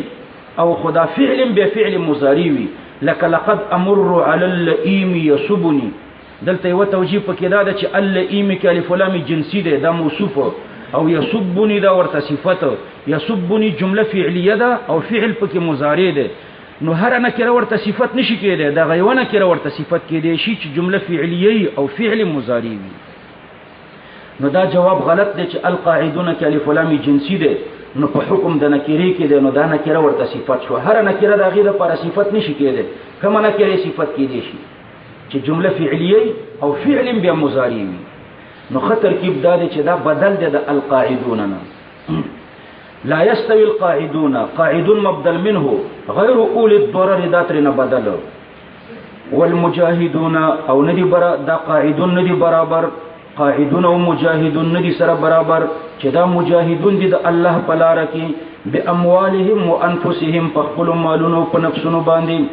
فضل الله المجاهدين باموالهم وانفسهم، الله فضیلت ورکړي د مجاهدینو ته چې هغوی جهاد کوي په خپلو مالونو په خپلو نفسونو باندې. علی القاعدین لعذر، قید ورسره ولګوي، وروسته یو اعتراض پیدا کوم. علی القاعدین لعذر او علی القاعدین باذن لعذر، په اجازت باندې پاتې دي یا د عذر نه پاتې دي، نو په دوی باندې الله مجاهدینو ته فضیلت ورکړی دی درجتن، یو درجه، درجتن نکره ذکر کړه، یعنی دومره درجه ده لا یقادر قدرها، لا يقادر قدرها، چې داغي پته نه لګیږي، ولا يبلغ كنهها، او داغي کنه ته څوک نشي رسیدي. نو درجه منصوب ده مفعول مطلق د پاره د فضل ده، ځکه درجه متضمنه د معنا د تفضیل لره، لکه ضربته صوتا یعنی ضربته ضربه، مفعول مطلق من غیر لفظه خو جایزی کنه، ضربته صوتا، نو صوتا مفعول مطلق ده ځکه متضمن د معنا د ضربه لره. نو دلتم دا مفعول مطلق ده متضمن د معنا د تفضیل لره، فضلهم تفضیلة، لکه داسې چې ویلی، نو مفعول مطلق ده. او کدا در تخوان ندر کی نو بیا داسې ووایه چې دا حال ده په تقدیر د زوی باندې، زوی درجتین، حال دا چې دوی صاحبان د درجې دي. نو یو درجه فضیلت راغی. وکلا وعد الله الحسنى، وعدد ومفعول غواړي، كلن مفعول اول ده، الحسنى مفعول ثاني ده. وعد الله كلا الحسنى، وعد کړی ده الله په کلن د دې دواړو سره. کوم دواړه؟ القاعدين لعذر او المجاهدين، مجاهدین او قاعدین لعذر، دې دواړو سره الله وعده کړی ده الحسنى، د خې جزاء چې هغه جنت ده، دواړه به الله جنت ته بیاي. قاعدین لعذر بم جنت ته بیاي او مجاهدین بم جنت ته بیاي، خو مجاهدین یو درجه پی زیاته ده. کلن کې دا تنوین عوض د مضاف الیه نه ده، یعنی کل واحد من الفریقین، دواړه ډلې چې دي الله د دوی سره وعده د جنت کړی ده. وفضل الله المجاهدين على القاعدين اجرا عظيما درجات. ګور دلته الله پاک فرمایي چې الله فضیلت ورکړي مجاهدینو ته په قاعدینو د اجر عظیم، هغه اجر عظیم درجات دي. نو دلته اوس اعتراض راځي چې دلته فضیلت د درجات ده او مخکې فضیلت د یوې درجه راغی. مخکې الله پاک فرمایي چې یو درجه فضیلت ده او دلته الله پاک فرمایي چې د مجاهد په قاعد درجات دي. نو تعارض راغی کنه، مخکې یو درجه فضیلت او دلته درجات. نو دلته به د قاعدینو نه قاعدین بلا عذر واخلها. وفضل الله المجاهدين على القاعدين بلا عذر، مخکې قاعدین بعذر او دلته قاعدین بلا عذر دي. نو په قاعد بعذر باندې یو درجه فضیلت ده او په قاعد بلا عذر باندې درجات دي، ډېرې درجه فضیلت ده. نو تعارض ختم شو. وفضل الله المجاهدين، الله پاک فضیلت ورکړي د مجاهدینو ته على القاعدين بلا عذر، فاغي قاعدين باندې چې بلا عذرني اجرا عظيما، اجر عظيم. دا اجرا عظيما دا مصدر مؤكد ده د پاره د فضل، یعنی د مفعول مطلق ده، ځکه د متضمن ده معنا د تفضیل لره. دام داسې لکه ضربته صوتا. درجات دا بدل ده د اجرا عظيما، بدل الكل من الكل. هغه اجر عظیم عبارت د درجاتونه ده. نو یو طریقه د تعارض می درته په دې ختم کړه چې مخکې قاعدین لعذرنو او دا قاعدین بلا عذرنو. په قاعدینو بعذرن باندې یو درجه فضیلت ده او په قاعدینو بلا عذرن درجات ده. او بعض علما داسې وایي چې مخکې درجتن جنس ده، جنس یطلق علی القلیل والکثیر، اطلاق د یونا تر لا الی نهایت پورې مراتب باندې کیږي. درجتن یو درجه تر کرورونو پورې همدا سزا. نو درجتن جنس ده. نو مخکې الله پاک فرمایلی چې فضیلت ورکړي الله مجاهدینو ته په قاعدینو لعذرن او په قاعدینو باذن باندې درجتن جنس د درجه. نو مخکې جنس د درجه ذکر شوی و، اوس د هغه جنس د درجه نه چاته وهم وکړو چې د جنس د درجه نه به یو درجه مراد دی. نو الله دفع د توهم وکړه چې هغه درجتن نه یو درجه مو مراد و، بلکې د هغه درجتن جنس نه درجات مراد کا. خو نو په دې دویم کې دفع د توهم ده. نو دا درجاتین د مخکینی درجاتین د لپاره بیان ده او دواړه قاعدین یو شی دي، قاعدین بعذر او باذن. مخکې درجاتن ذکر شوی او جنس، اوس د هغه جنس بیان الله پاک چې د هغه جنس نه وحدت نه ده مراد بلکې درجات مراد ده. دا دویم هم ډیره بهترینه توجیه ده. درجات منه، ډیر درجات دي د الله د طرف نام. درجات منه دا منه صفت د پاره د درجات ده. دا په عظمت د دې درجات باندې دلالت کوي. دا درجات ډیر غټ درجات دي. ومغفرتن، او الله پاک فرمایي دا مغفرتن عطف دی په درجات باندې. خدا درجات بدل الكل، مغفرتن به بدل البعض. هغه درجات د اجرن نه بدل الكل او دا مغفرتن دا بدل البعض دی. مغفرت یو اجر دی. ومغفرة عطف على درجات إلا أن هذا بدل البعض ورحمة دا مرباني عطف ده او دا رحمت وعده الله پاک کړی ده. ګوره دا ډیر عجیب آیات ده. ظاهرا خو به تا ته معمولی غوندې ښکاري چې زه قاعدونو ته الله مرتبه ورکوي او مجاهدینو ته مرتبه ورکړې ده. د مجاهدینو مرتبه ور باندې ډیرې دي. هغه مرتبه څومره دي؟ عبد ابن حمید یو روایت کې ذکر کړی دی هي 70 درجه او یا درجې دي. ما بين الدرجتين عدو الفرس الجواد المزمر 70 سنه. د هرو د یوې درجې نه تر بلې درجې پورې دومره فاصله ده لکه یو تیز پره اس چې اویا کاله منډه وکړي.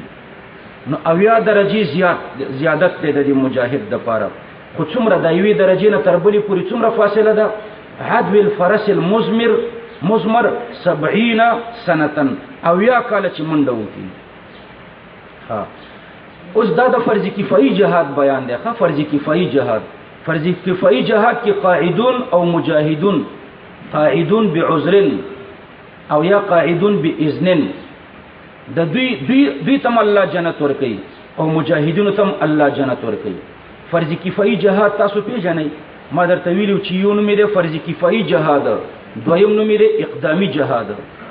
اقدامي جهاد دا دی چې د مشرق نه تر مغرب پورې او د شمال نه تر جنوب پورې د مسلمانانو ټول ملکونه آزاد وي، د مسلمانانو په قبضه کې نو دلته به یو ډله راځي او د اسلام د لازیات ترقی د لپاره به جنگيږي. نو چې دا یو ډله د اسلام د لازیات ترقی د لپاره جنگيږي د دې په وجه د دې قاعدونو غاړه خلاصيږي. نو قاعدون بم جنت ته ځي، هغه مجاهدون بم جنت ته ځي. خو د هغه مجاهدونو او د دې قاعدونو په مابین کې درجات دي. څومره درجات دي؟ او یا درجات، او د هر درجې نه تر بلې درجې پورې د تیز پری اس د اویا کالو د منډې فاصله ده. نو دا د فرض کفایي جهاد مسله ده. فرض کفایي جهاد کې قاعد نه دی ګناهګار، ځکه هغه مجاهدین د غاړه خلاصي.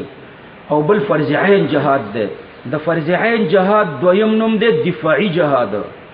دفاعي جهاد دا ده چې د مشرق نه تر مغرب پورې یا د شمال نه تر جنوب پورې د مسلمانانو د ملک یو ولیش زمکه د کافر په قبضه کې وي. یو ولیش، یو ملک نه یو ولیش.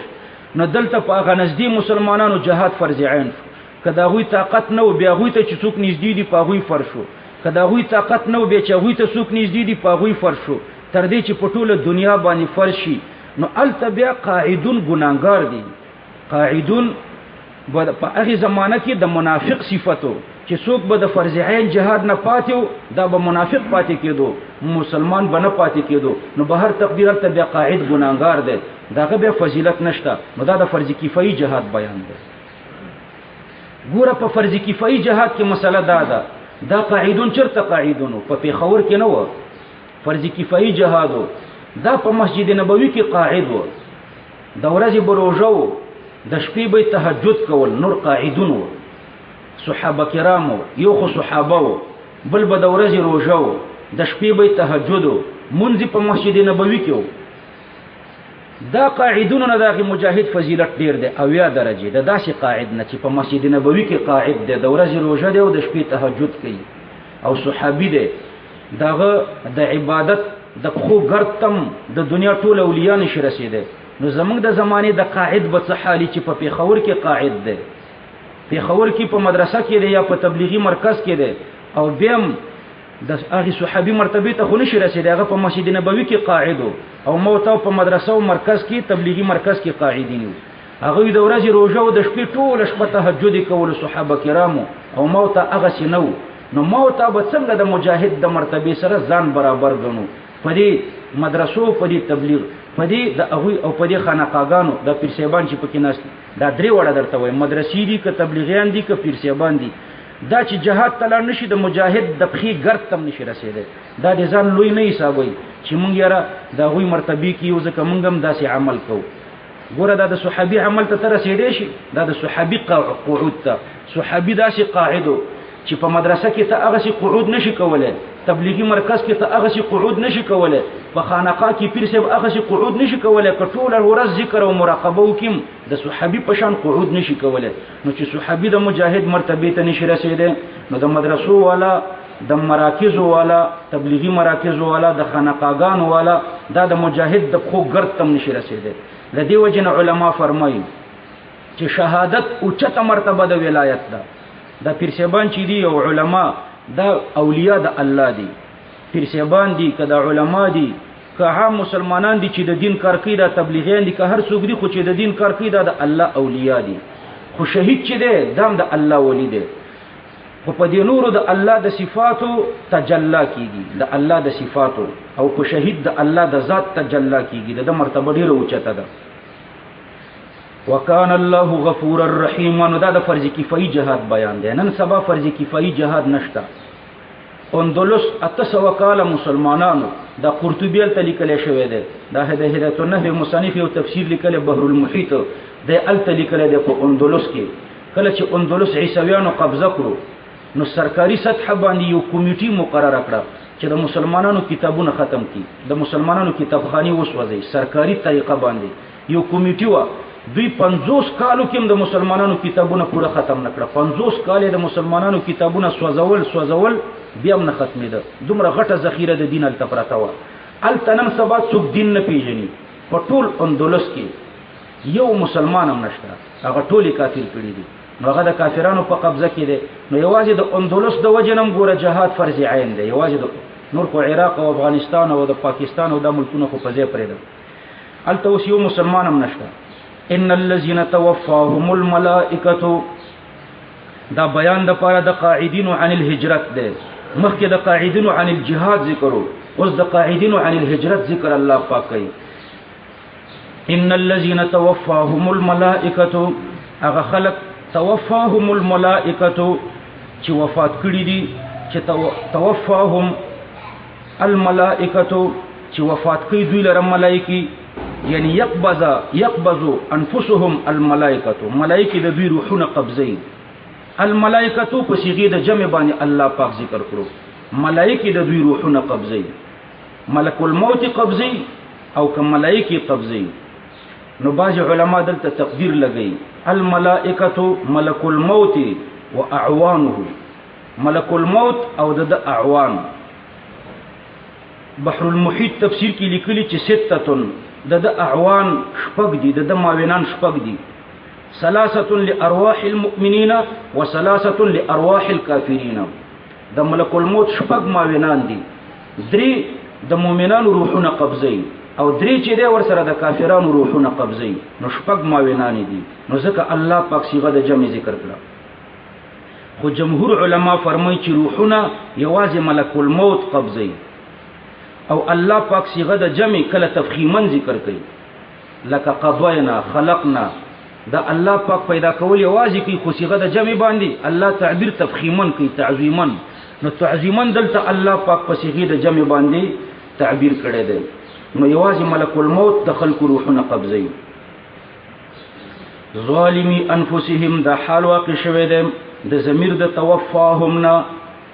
په حال کوند دي کافر د دي هم کې د چا روح چې قبض شوه دي ظالمی انفسهم حال دا چې دوی ظالمان دي د خپل نفسونو سره ظالمی انفسهم حال دا چې دوی ظالمان دي د خپل نفسونو سره به عدم هجرت چې هجرت نه دی کړي ظالمی انفسهم کی اضافه لفظی د تعریف نه فائدہ کوي نو قالو دا په موضوع د حال کې د ملائکو نه حال دا چې دا ملائکی ورته وایي قالو یعنی الملائکه توبیخا ملائکی دوی ته توبیخا وایي فيما یعنی فی ای شیء فيما په اصل کې فيما ده الف د ما استفهامیه حذف شوه ده نو فيما یعنی فی ای شیء کنتم من امور دینکم یعنی تاسو څه حال کې وای یعنی ته د دین په کوم کار کې مصروف وي جهاد کې مصروف وي مدرسه کې درس د کولو تبلیغ ته تلوي په خانقاه کې د ځان تصفیه کوله د دین څه ضروری کارونه دي کړی دي فيما کنتم ته د دین په کوم کار کې وي یعنی د دین څه ضرور کارونه دي کول نو قالو دوی ورته وای چې الله پاکا كنا مستضعفین یعنی موږ مغلوبو نو په دې وجه موږ د دین په ضروری خبرو عمل نشو کولای د دین په ضروری کارونو کې موږ نو مصروف كنا مستضعفین فی الارض ومنګ ضعیفان پزمکه کې ضعیف ګڼلې شوی پزمکه کې خلکو موږ ته ضعیفان ویلي مغلوبو قالو نو د ملائکه به ورته وایي الم تکن ارض الله واسعه آیا نو د الله زمکه پراخه فتهاجروا فيها نو تاسو به هجرت کړو کنه بیا د الله په دې زمکه کې نو د الله د دین په ضرورتو کې بمزان په دارالهجرت کې مصروف کړو فاولئک دا مبتدا اوله ده مأواهم دا مبتدا ثانی ده جهنم دا ورته خبر ده نو فاولئک داخلك چي دي الله پاک فرمای مأواهم د دوی ځای چې ده جهنم او جهنم ده لترکهم الفریضه المحتومه ځکه دوی هغه فرض کار پرې خودو فرض کار په هغه زمانہ کې هجرت وو نو توی هجرت پرې خو وساءت مصيرم او ډیر بد زید ورګرځیدو د جهنم هيا مخصوص بزم پکې حذف ده الا المستضعفين من الرجال والنساء والولدان دا استثناء منقطع ده ځکه مستثنا په مستثنا منه کې نه ده داخله لكن المستضعفين لكن مستضعفين لك عياش بن ربيعه سلمى بن الهشام وليد بن الوليد دا کمزوري مسلمانانو د کافرانو په قبضه کې او کافرانو نه پرې خو د هجرت ته نو الا المستضعفين من الرجال مگر هغه مستضعفين د نارینه‌و نام لکه عیاش بن ربيعه سلمى بن هشام ولید بن الولید والنساء او هغه مستضعفين چې ضعیف ګڼل شوی دي کمزوري شوی دي مغلوب دي والنساء د زنانو نه لکه ام الفضل لبابا بنت الحارث ام عبد الله ابن عباس د عبد الله ابن عباس مور و دام کمزوري و په هجرت قدرت نه لرلو والولدان او ماشومان لك عبد الله ابن عباس دلته الله پاک ذکر د ولدان وکړو ولدان خو مکلف نه دي فدلته الله پاک مبالغه کوي په وجوب د هجرت کې چې دا هجرت دومره ضروری امر و چې پکار دی چې ماشومان هم کړي وي او یا ولدان خو مکلف نه دي د دوی اولیاء مکلف دي او یا د ولدانو نه مراهقون مراد دي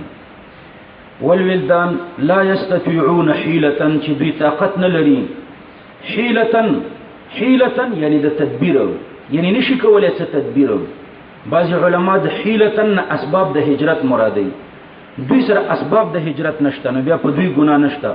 ولا يهتدون سبيلا او نه پیژني دوی لار د هجرت مرتنه د معلومه نو کله دوی نه هجرت پاتې شي نو دوی بیا ګناګار نه دي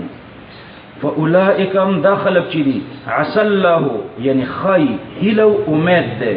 د الله نه ان يعفو عنهم چې دوی تعفو کی وكان الله عفوا او ده الله پاک عفو کون کې غفورا لمن تاب مغفرت کون کې لمن تاب دا هغه چا لپاره چې توبه وباسي ومن يهاجر في سبيل الله او هغه څوک چې هجرت کوي د الله په لار کې یجد فی الارض مراغما کثیرا نو دی به پیدا کی په دې ځمکه کې مراغما زید هجرت کثیرا ډیر نو زید هجرت به الله ورته ډیر پیدا کی یا مراغما د آرام ځایونه کثیرا ډیر نو ډیر د آرام ځایونه به الله ورته پیدا کی او دا وعده الله پاک پوره کوي د مهاجر فی سبیل الله سره څوک چې د الله د دین لپاره هجرت کوي نو هغه باندې په دارالهجرت کې هیڅ تکلیف نه وي لکه په مدینه منوره کې په مهاجرو تکلیف نه و نن سبا تاسو چې دلته کوم مهاجر ګورئ دلته مربانی هیڅ تکلیف نشته مراغمن کثیرة زید هجرت ډیر اسی جزئی واقعات خو پیخیږي نور غالبا ډیر آرام د هجرت زیم ډیر دی او د آرام زیونم ډیر دي او خپراخه وسعت دی ارث رزقم الله خلق ته ډیر خزيات ورکي وسعتا فی الرزق او فراخی پر رزق کې تقریبا د انصارو په نسبت د مهاجرینو رزق نن سبا فراخه دی کتا سوی ګورئ وسعتا ومن يخرج من بيته مهاجرا الى الله هغه څوک چې اوزي د خپل کور نه حال دا چې د مهاجری الله ته او رسوله او د الله پیغمبر ته ثم يدركه الموت بعمومي او لاندې کې دلره مرګ ثم يدركه الموت دا عطف دی په فعل شرط باندې من يخرج فاغ يخرج والعطف دی نو فقد وقع اجره على الله د هجرت په زمانہ کې چې ته وفات شوي نو فقد وقع اجره دا جواب د پاره د شرط دی وقع یعنی وجب بمقتضى وعده واجب شو تفضلا په مقتضا د وعده د الله اجر د په الله وکانه الله غفورا رحیما او دې الله پاک ډیر بخون کې او رحم کوون کې واذا ضربتم في الارض واذا سافرتم اي سفر كان کله چې تاسو سفر کولو هر سفر چې وي فی الارض پزمکه کې فليس علیکم جناح دلته یو قید پکې ولګوي اتتسلويخ میلا اذا ضربتم في الارض بمقدار 3 ايام ولياليها تاسو سفر وکړو پزمکه کې ضرب فی الارض تلل پزمکه کې اتتسلويخ میلا یا بمقدار 3 ايام ولياليها دریش په او دری ورځې نو چې د دریش په دری ورځو په مقدار باندې د دریش په دری ورځو د مقدار په اندازه تر روان وي یا اراده دی چې اتتسلويخ میلا لاش اتتسلويخ میلا لري لاش نو د خپل ډاکخانه د علاقینه چې اوته یو ځکه ډاکخانه د کله لکه د دیر کالونی ډاکخانه ده نو دا ډاکخانه چې څومره علاقې پوری د دې ډاکخاني والا خلک دي د دې صحینه ته اوته نو ته 2 رکعات مون شروع کړه 4 رکعات مون 2 رکعات پوه د دیر کالونی ډاکخانه کوم ځای کې ده بهر تقدیر د دې ډاکخاني چې څومره خلک په دې کې شریک دي نو دا ټول ستا کلی دی په دې کلی کې به تقصر نه کوي اگر چې تا د اتت سلويخ میلا د تلو اراده کړي د ډاکخاني د ساحینه چې اوته ډاکخاني زې بدل شو بل ډاکخانه شروع شو نو هغه ځای کې بس بیا ته مسافر شروع شوي نو بیا به 4 رکعات مون 2 رکعات کوي په دې پوه شو ضربتم چې تاسو لاړ شئ په ځمکه کې 48 میله ارادم کړي وليس علیکم جناح نو په تاسو باندې ګناه نشته ان تقصروا من الصلاة یعنی فی ان تقصروا من الصلاة په دې کې چې تاسو قصر وکړئ په مونځ کې من الصلاة کې من زائد ده په مفعول ور داخل ده اخفش هغه فرمایي چې من په اثبات کې مزایدي دي او یمین تبعیضیه ده جار مجرور په موضع د صفت کې د لپاره د مفعول محذوفه ان تقصروا شيئا من الصلاه چې تاسو قصر وکړئ په یو شی کې د مانځنه نو دا قصر تاسو ته جایز ده نو قصر کله جایز ده چې کله ته اراده کړی وي چې 48 میله لري لاړ شي او بیا چې هغه چې د کور نه پټی ته ځي د کاروبار د پاره نو بیا قصر کوي او دلیل بیا دا وی چې اذا ضربتم فی الارض چې کله تاسو لاړ شئ په ځمکه کې نو ضرب فی الارض دام ده چې د کور نه وځه پټی ته د زمیندار چې وي د کور نه پټی ته وځي دام ضرب فی الارض الله مطلق ذکر کړی دی اذا ضربتم فی الارض دا 48 میله مقدار یا 3 ورځې مقدار دا وی معین نه دی بچ کله د کور نه وته ضرب فی الارض سفر د پزمکه کې شروع کړو نو بیا ته قصر وکړه نو د کور نه پټی ته چې وځم دوی قصر کوي نو مولانا اشرف علي تنوی رحمه الله فرمایي چې د یو حنفي د یو وبي سره بحثو نو وبي ورته ویلي غیر مقلد چې یره پټی ته وځم قصر بکوي لکه د دې ځنه چې وبین قصه خاني پوریزم قصر کوي وای دیم ضرب فی الارض ده کنه نو هغه حنفي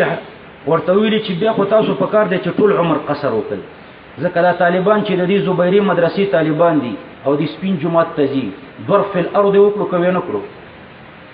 یو څو متره ضرب فی الارض خو وکړو ضرب فی الارض مطلق ده نو بیان چې د سپین جماعت ته د کور نه راوځم په کار دی چې قصر وکړي ځکه دم ضرب فی الارض ده نو په کار دی چې دوی بالکل مکمل منځونه کوي دا ډېر بد خلک دي بس ټول عمر پم دې کې تیر کړو چې خلک د عبادت نه منع کوي اوس دا میشن چې دوی چلی اخر بدام وای چې دام ضرب فی الارض چې د کور نه مسجد ته زی دا ضرب فی الارض نو بس 2 رکعات کوي ځکه ضرب فی الارض الله مطلق ذکر کړی ان خفتم ان يفتنكم الذين كفروا کچرته تاسو ویریدای تاسو لدینم ان يفتنكم الذين كفروا چې په فتنه کې به واچوي تاسو هغه خلک چې کافران دي چې تاسو په فتنه کې واچي هغه خلک چې کافران دي نو ان خفتم ان يفتنكم الذين كفروا دا شرط ده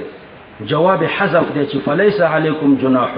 ده پتا سو باندې ګناه نشته چې تاسو 4 رکعات المنځ 2 رکعات وکړي اوس که تاسو اعتراض وکړي چې ان خفتم ان يفتنكم الذين كفروا دا قید د پر د قصر شو قصر به په دغه صورت کې کوي چې کله ویری په سفر کې او چې ویره په سفر کې نه نو بیا به قصر نه جایز لکه د بعض اهل ظواهر دا مسلک دی چې په سفر کې ویره نه و بیا به قصر نه کوي او چې په سفر کې ویره و بیا به قصر کوي تاسو ورته وایي چې ولا قصر علی الخوف دا قید اتفاقی د احترازی نه دی په هغه زمانہ کې په سفرونو کې ویره و دا قید اتفاقی دی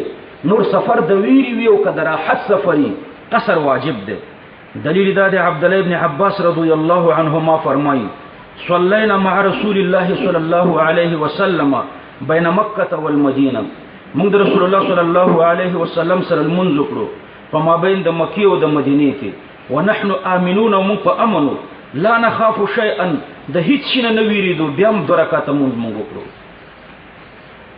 ندلت روح المانی ولوي والتقييد بالشرط انما يدل على ثبوت الحكم عند وجود الشرط واما عدمه عند عدمه فساكت عنه ګوره دا شرط دی د دې شرط په صورت کې به تقصر وکي کدا شرط نو بیا به قصر کوي کبه نه کوي نو عدم د شرط په عدم د حکم دلالت نه کوي وجود د شرط په وجود د حکم دلالت کوي مفهوم مخالف نه دی معتبر دا خلق دا د وابیانو په شان خلق د امام قرطبي په زمانہ کې مو امام قرطبي د دوی نه شکایت کوي قال القاضي ابن العربي وقد تلاعب قوم بالدين یو څه خلق دی وي په دین لوبي شروع کړی دي اغلو بسنګ کوي فقالوا او وي ان من خرج من البلد الى ظاهره څوک چې د خارنا اطراف ته لاړو لکه د قصه خانینه دیر کالو نه تراغلو قصر او اکل هغه به مو قصر کوي او روزه به خوري د روزي خړلم جایز دي وقائل هذا اعجمي د دې مسلک والا عجمی دی په عربی پوهیږي نه نو د قرآن په آیات پوهیږي نه اذا ضربتم فی الارض لا يعرف السفر عند العرب د عربو په نیت چې د سفر څومره مقدار دی په دې خبر نه دی او مستخف بالدین یا په دین باندې رشخند وهونکی دی ولولا ان العلماء ذکروه که علماء د دې فرقې ذکر نو کړي لما رضيت ان المحه بمؤخر عيني نو زه په دې نوم خوشاله چې د سترګو په کونج دی خلکو ته ورګورم دا خلک بالکل قابل د التفات نه و ولا افکر فيه بفضول قلبي او په دې بم زنوم راځي چې اسی فضول فکر مې په دوی کې کړی وي قابل د فکر او قابل د التفات او د نظر بالکل د خلک دینه خو بیا علماء ذکر کړي نو ما دا فرقه ذکر کړه چې دا داسي بی دین او په دین ته سپک نظر کوونکي خلک دي چې معمولی تللو تم سفر وایي واذا كنت فيهم ان الكافرين كانوا لكم عدوا مبينا بشک کافران چې دي ستاسو د پاره دشمنان ښکارا واذا كنت فيهم دا کیفیت د صلات الخوف ده واذا كنت فيهم الله پاک فرمایي چې کله ته په دوی کې وي فاقمت لهم الصلاه یعنی اردت ان تقيم لهم الصلاه تا اراده وکړه چې دوی ته امامتي ورکړي فلتقم دا تقدیر مې ولګولو په دې کې مې دغه د اعتراض وکړ ان شاء الله چې په دې خو به تاسو پوهیږئ فاقمت لهم الصلاه یعنی اردت ان تقيم لهم الصلاه اراده دې وکړه چې دوی ته امامتي ورکړي نو فلتقم طائفه منهم معك فلتقم بعد ان جعلتهم طائفتين في الركعه الاولى ندا بدل کا یو ډله د دشمن مخې ته ودروا او دویمه ډله ځان ته مقتدیان کا دی اولی ډلې ته چې دی یو رکعت لمونځ ورکړو نو بیا به دا ډله لاړه شي د دشمن مخې ته هغه دویمه ډله به راشي دویم رکعت امامتي هغوی ته ورکړه نو چې هغوی ته د دویم رکعت امامتي ورکړه هغوی به بیا لاړ شي د دشمن مخې ته هغه اوله ډله به راشي هغه پاتې رکعت به ادا کړي او چې دوی پاتې رکعت ادا کړو سلام یې وګرځولو بیا به هغه دویمه ډله راشي خپل تیر شوی رکعت به ادا کړي نو فلتقم طائفه منهم په دې قران کریم کې د دې دوړو ډلو د یو رکعت ذکر دی د هغه بل رکعت ذکر دی په احادیثو کې شوی دی هغه حدیث به درته بیانوم فلتقم طائفه منهم نو دې درېږي یو ډله د دوی نه معک ستا سره وتكون الاخرى وجاه العدو بل ډله د دشمن مخې ته ودرېږي وليأخذوا اسلحتهم وادخلي الطائفه القائمه معك دا ډله چې ستا سره په مانځ کې ولاړه ده دا دی واخلی اسلحتهم خپل اسلحه دومره اسلحه دي د ځان سره واخلی چې د مانځنه نه مشغوله کوي لکه تور او خنجر مراد د اخذنا عدم وضع ده یعنی اسلحه دي نبدي لکه طالبان یو طالبو بندي ور سره نو د مانځ ټیم شوی د کلاشینکوف پیلته کې د مانځ ته درېدل ده بندي کلاشینکوف راوخسته دی په شهید نو اسلحه مګد په دې مانځ کې وليأخذوا اسلحتهم وليأخذوا يعني الطائفه القائمه معك هغه طائفه چې ستا سره په دې مانځ کې ولاړه ده د خپل اسلحه د ځان سره واخلي تور او خنجر نن سبا کلاشینکوف او تومانچا او ګرنیټ دا دې بالکل نګدي بلکې په مانځ کې دی ولاړی او اسلحه دې ورسره وي فاذا سجدوا چې کله دوی سجده وکړه سجدتي الركعه الاولى د اول رکعت دو سجدي وکړي نو فليكون من ورائكم دوی دی بیا لاشي من ورائكم یعنی اذا فرغوا من السجود واتموا الركعه یو رکعت پوره کړو نو فليكون من ورائكم دوی دی بیا شا طرف ته د دشمن مخې ته ورشي یعنی فلينصرفوا للحراسه من العدو د دشمن پیری ته دی ډله ورشي ولتاتي طائفه اخرى اورادشي دا بل ډله لم يصلوا چې هغه مون نه کړي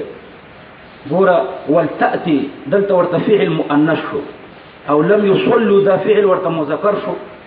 دلته لم تصلوا فکارو دا ولتأتي پشان باندې ځکه ولم يصلوا کی ضمیر هم دي طائفتون تراجه ده نو تأتي فعل طائفتون فاعل لم يصلوا فعل ضمیر پکې مستتر ده طائفتون تراجه ده غیر فاعل نو تصلوا فکارو دا تأتي پشان خو تأتي دا تانیث په اعتبار د لفظ د طائفتون ده او لم يصلوا کی تذکیر په اعتبار د معنا د طائفتون ده لم يصلوا بعدو چې هغوی لا تر اوسه لمونځ نه دی کړی نو فليصلوا معك نو هغوی دې ستا سره لمونځ وکړي الرکعة الباقیة من صلاتک د امام به دویم رکعت نو دا دویم رکعت به دا دویمه ډله د سره ونیسي نو اولې ډلې ور سره اول رکعت وکړو او دویمې ډلې ور سره دویم رکعت وکړو نو د امام موږ خلاف شو یو رکعت د یوې ډلې شو اولې ډلې ور سره اول رکعت وکړو دویمې پاتې شو دویمې ډلې ور سره دویم رکعت وکړو اول رکعت پاتې شو نو هغه رکعت باقیه د دوړو ډلو هغه ذکر نشو دلته په دې آیات کریمه کې هغه په حدیث کې ذکر شوی دی عبد الله بن مسعود رضی الله عنه فرمایي ان النبي صلى الله عليه وسلم حين صلى صلاة الخوف رسول الله صلى الله عليه وسلم چې کله صلاة الخوف کولو نو صلى بالطائفة الاولى ركعة اول ډلې ته اول رکعت منځ ورکړو وبالطائفة الاخرى ركعة دویم ډلې ته دویم رکعت منځ ورکړو لکه په دې آیات کې چې راغلو فجاءت الطائفة الاولى نو بیا اول ډله راغله وذهبت هذه الى مقابلة العدو دا دویم ډله چې دویم رکعت کړی دی اول رکعت ترې نه پاتې دی دا د دشمن مخې ته لاړه حتی قضت الاولى الرکعة الاخرى تر دې چې اول ډلې ادا کړو الرکعة الاخرى دا دویم رکعت چې ترې نه تیر شوی و دی ادا کړو بلا قراءت بغیر د قراءت نه ځکه په دې کې امام قراءت کړی و دوی خو د لاحق په حکم کې دي که نه د مسبوق په حکم کې نه دي نو بلا قراءت وسلموا دوی سلام وګرځولو دا د منځ نه فارغه شو ثم جاءت الطائفة الاخرى بیا هغه دویمه ډله راغله چې د هغوی نه اول رکعت تیر شوی وقضوا الرکعة الاولى هغوی خو مسبوقینو نو اول رکعت ادا کړو بقراءت حتى صار لكل طائفة ركعتان تر دې چې د هرې ډلې دوه رکعاته شو نو په حدیث کې د پوره مون تفصیل داسې شوی دی وليأخذوا یعنی الطائفة الاخرى دا دویمه ډله راغله او په دویم رکعت کې د امام پسې په لمانځه ودرېده نو وادخلي دوی حذرهم د بچاو سامانو یعنی ضروری اسلحه لکه ګرنیټ تومانچا بالکل د ځان نه خالي سلا کوي حذرهم د بچاو سامان او خپل اسلحه ود الذين كفروا بیان لما لاجله امر دا امر الله ولی کی چې ځان مخالي سلا کوا ځکه خوخي هغه کسان چې کافران دي لو تغفلون استاسو غفلت عن اسلحتكم د اسلحو استاسو نام وامتعتكم او لاسباب خپلنا اوی استاسو غفلت خوخي چې دوی د اسلحو نه غافل شي او د اسبابونه غافل شي فيميلون نو حمله وکړي دوی عليكم پتاسو باندې ميله واحده حمله یوا ولا جناح عليكم او نشتري گناه پتاسو باندې ان کان بكم اذن کچرتو پتاسو باندې څه ضرر مم مطرن د باران او کنتم مرضوا یا تاسو مریضان وي ان تدعوا اسلحتكم چې تاسو کې د خپل سلاګانی غټي سلاګانی کې دی خو بیام ټول ځان مخلاص خالص سلا کوا وخذوا حذركم ځان سره واخلې حذركم اسباب د بیداری د بچاو سامانو ان الله اعد للكافرين عذابا مهينا بشک الله پاک تیار کړی دی کافرانو ته عذاب مهینا سپکون کې فاذا قضيتم الصلاه چې کله ادا کړی تاسو لمونځ فاذكروا الله نو به الله یاد کوي یعنی داوموا عليه في جميع الاحوال دوام کوي د الله په ذکر باندې په ټولو حالاتو کې قیاما په ولاړ او قعودا پناستم وعلى جنوبكم او په اړخونو خپل باندې نو په هر حالت کې الله یادوي فاذا اطمأننتم قطعدته مجاهد د دې معنا داسې کوي فاذا اطمأننتم یعنی اذا اقمتم چې کله تاسو مقیمین شوي فاقیموا الصلاه نو بیا منځ د قیدی موافق وکړي د قیدی موافق صحیح منځ کوي دویمه معنا د اذا اطمأننتم دم عزت مأننتم چې کله تاسو آرام شوي سکنتم بزوال الخوف تاسو آرام شوي ویره ختم شو نو بیا صلات الخوف مکوي فاقیموا الصلاه نو بیا د قیدی موافق صحیح منځ کوي ان الصلاه كانت على المؤمنين كتابا موقوتا بشک منچره ود المنذ په مؤمنانو باندې کتابا یعنی مکتوبا مفروضا فرض کړی شوی موقوتا سمانا یعنی محدود الاوقات فمعين وقتنو کی لا يجوز اخراجها عن اوقاتها د خپل اوقاتو نه د دې اخراج نه دی جایز نو په خپل وخت کې فرض کړی شوی دی نو جمع بین الصلاتین ګناه کبیره ده یو دلیل ورته دا آیات کریمه ده ځکه مونږ په خپل وخت کې فرض ده نو چې فرض نه څنګه کوي د مازیګر مونږ لا فرض نه ده په خپل وخت کې به فرض کیږي نو د فرض کېدو نه مخکې ته په ماسپخین کې کوي د ماخوستن مونږ فرض نه ده او د فرض کېدو نه مخکې ته په ماخام کې کوي نو لا فرض نه دی او تی کوي لکه لا مړ نه دی او تی ورته جنازي کوي لا د روزه نه ده او ته روزي نیسي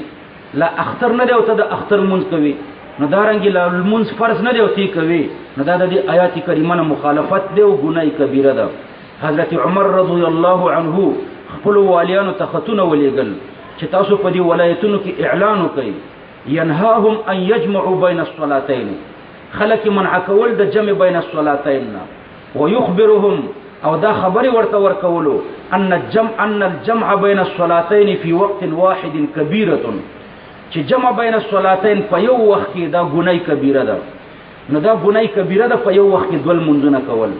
نو وابیان دا کار کوي دول منځونه په یو وخت کې کوي شیعاګانی کوي وابیانی کوي او به حدیث هم پیش کوي نو هغه حدیث نه جمع سوری مراده ده هر منځ په خپل وخت کې شوی دی لکه د ماسپخین منځ د خپل وخت په اخر کې او مازیګر منځ د خپل وخت په اول کې ولا تهینوا فی ابتغاء القوم نو دوی د جمع د دې ګناه کبیره مشن چلی د ګناه کبیره دعوتونه خلکو ته ورکي جمع بین الصلاتین په ننګرهار کې شپریهار ورته وی وول سوالای ده او بیا د خالص بابا فامیلی دومره فاصله ده تقریبا لکه د دې ځنه چې دی پښتخري چوکه پورې زی د دې نم کمه فاصله ده نو زه د کمیسون ولاوم کمیسون د ننګرهار په کمیسون کې مجاهدین میرا وختي په دې مجاهدینو کې دا وابیانم مو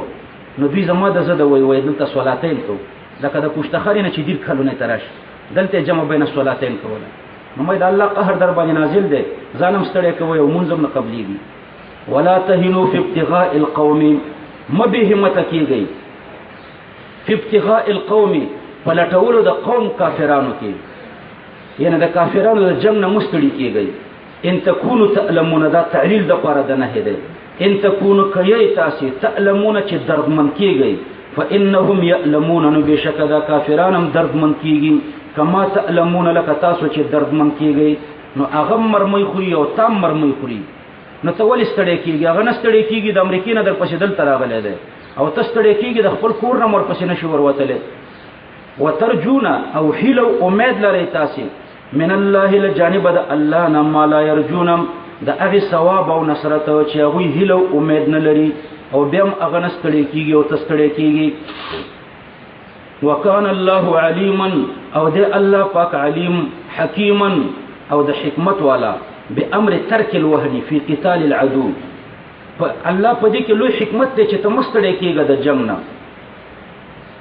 ان انزلنا الیک الكتاب بالحق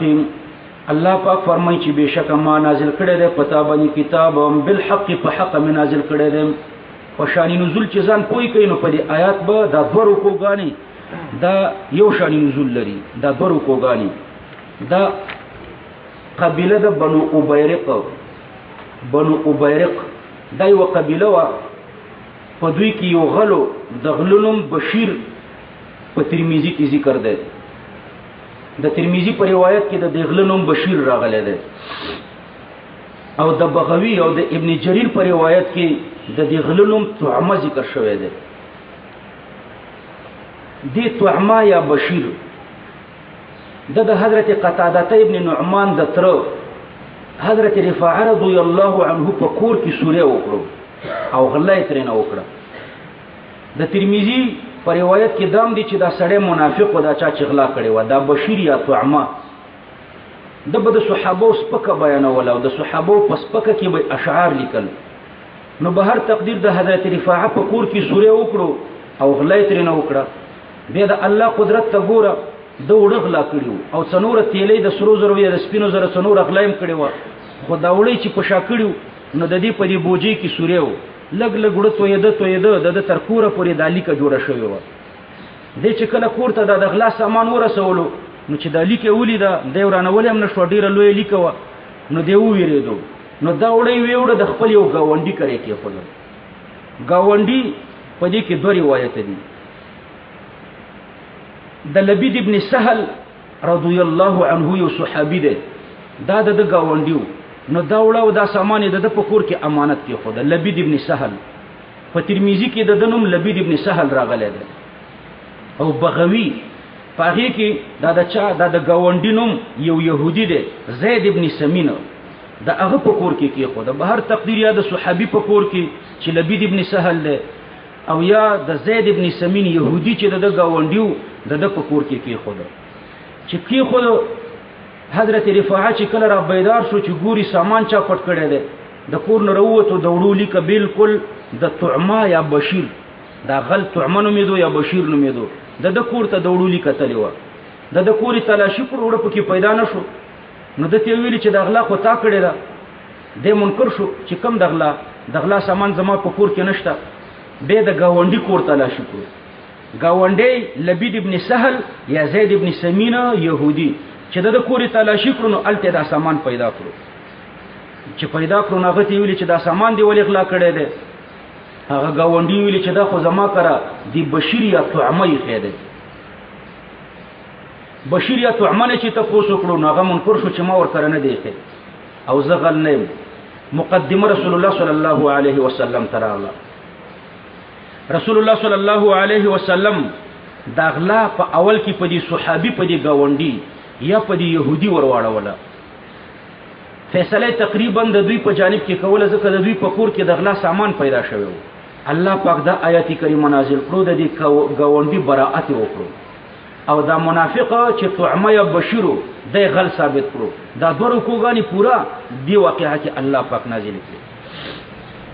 ان انزلنا الیک الكتاب بشک مونچیو نازل کړی دی مونږ ته کتاب بالحق فحق باندې لتحكم بین الناس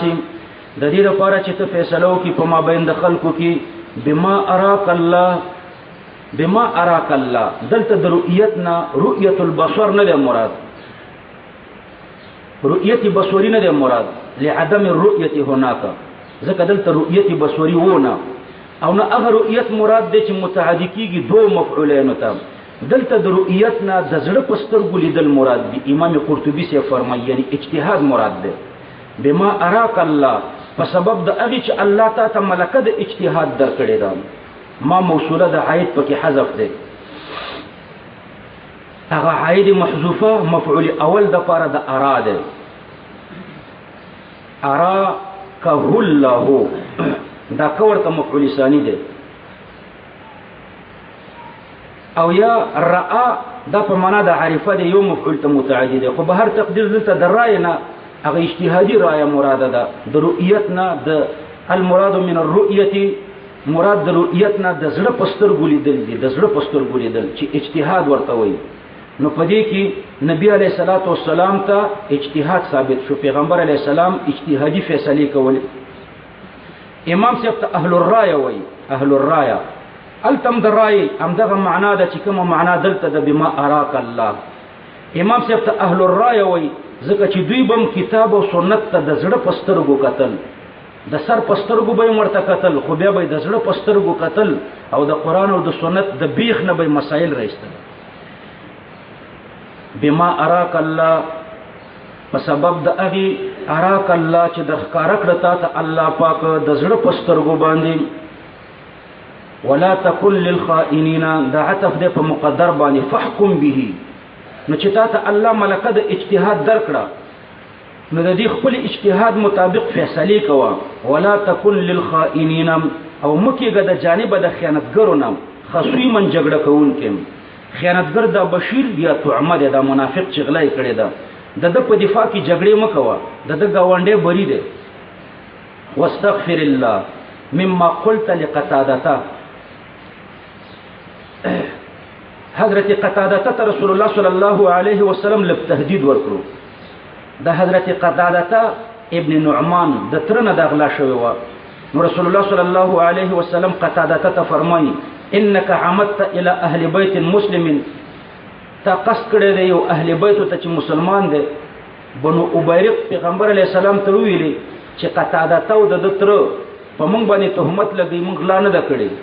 نو قتاده رسول الله صلی الله علیه وسلم له تهدید ورکړو چې ته په مسلمان باندې ولې غلا وراړې او د غلا سامان دې مر سره پیدا کړی نه دی د غلا سامان خو د ګاونډي په کور کې ملاو نو دغه تهدید دې چې قتاده ته ورکړو نو د دینه د الله نه بخنه وغواړه واستغفر الله مما قلت لقتاده یا واستغفر الله من همك بضرب اليهودي ته اراده کړې و چې دا يهودي دا ګاونډي ووهي نو د دې هم نه د الله ته بخنه وغواړه ان الله کان غفورا رحیما بشک الله پاک چې ډېر زیات بخون کې او مهربان دی ولا تجادل عن الذين او مکه وجګړم لطرف د هغه کسانو یختانون انفسهم چې خیانت کوي دوی له خپل ځانونو سره النهي عن الشيء لا يقتضي كون المنهي مرتكبا للمنهي عنه الله پاک پیغمبر علیہ السلام ته نهي راوړه نهي کړو پیغمبر علیہ الصلوۃ والسلام ته نهي راولېګله خدا نهي د دې تقاضا نه کوي چې پیغمبر علیہ السلام د دې منهي عنه مرتکب دی لکه الله پاک یو ځکه فرمایله ان اشرکت لا يحبطن عملك نو پیغمبر علیہ الصلوۃ والسلام خود شرک مرتکب نو بیا مرته فرمایي چې ان اشرکت لا يحبطن عملك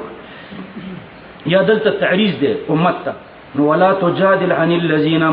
تجګړه مکوا د طرف د هغه خلقونه یختانون انفسهم چې هغه خیانت کوي د خپل ځانونو سره بالسرقه والمعصيه غلا کوي او ګناه کوي دوی خود ځان سره خیانت نو کړي د بل مسلمان سره خیانت کړي او ځکه دا غنه اغلا کړي و لأن خیانه الغیر وبالها يرجع اليهم د بل چا سره چې ته خیانت وکې نو داغي وبال تا تراجي کیږي ان الله لا يحب من كان خوانا اسيما بشک الله پاک نه خوخي محبت نه کوي د هغه چا سره چې وی هغه خوانن ډیر خیانت کوونکې مبالغه د په خیانت کې اسیمن ګناګاری په دروغجن قسم باندې یستخفون من الناس دا خلق چې دي یستخفون من الناس سرقتهم پټوي دوی یا یستخفون من الناس خیانتهم پټوي دوی د خلکو نه خپل خیانت یستخفون من الناس پټوي دوی خیانتهم د خلکو نه خپل خیانت پټي ولا یستخفون من الله او نی پټي د الله نه یعنی د الله نه شرمېږي د خلکو نه شرمېږي وهو معهم او حال دا چې الله د دوی سره دی دا حال دی د ضمیر د یستخفون نه حال دا چې الله د دوی سره دی اذ یبیتون کله چې د شپې تدبیرونه تړي دوی اذ یبیتون یعنی یکلمون لیلا کله چې د شپې تدبیرونه تړي دوی ما لا يرضى هغه چې نه خوخوي الله پاک من القول د خبرنا دا چې تدبیر تړي چې الله پاک نه خوخوي وکانه الله بما يعملون محيطا او دې الله پاک په هغه سبانه چې دوی کوي محيطا احاطه کون کې علما او قدرتنا ما لا يرضى من القول هغه من رمي البريء ده بری سړی په گاونډي باندې دوی تهمت دغلا ورواړول ها خبردار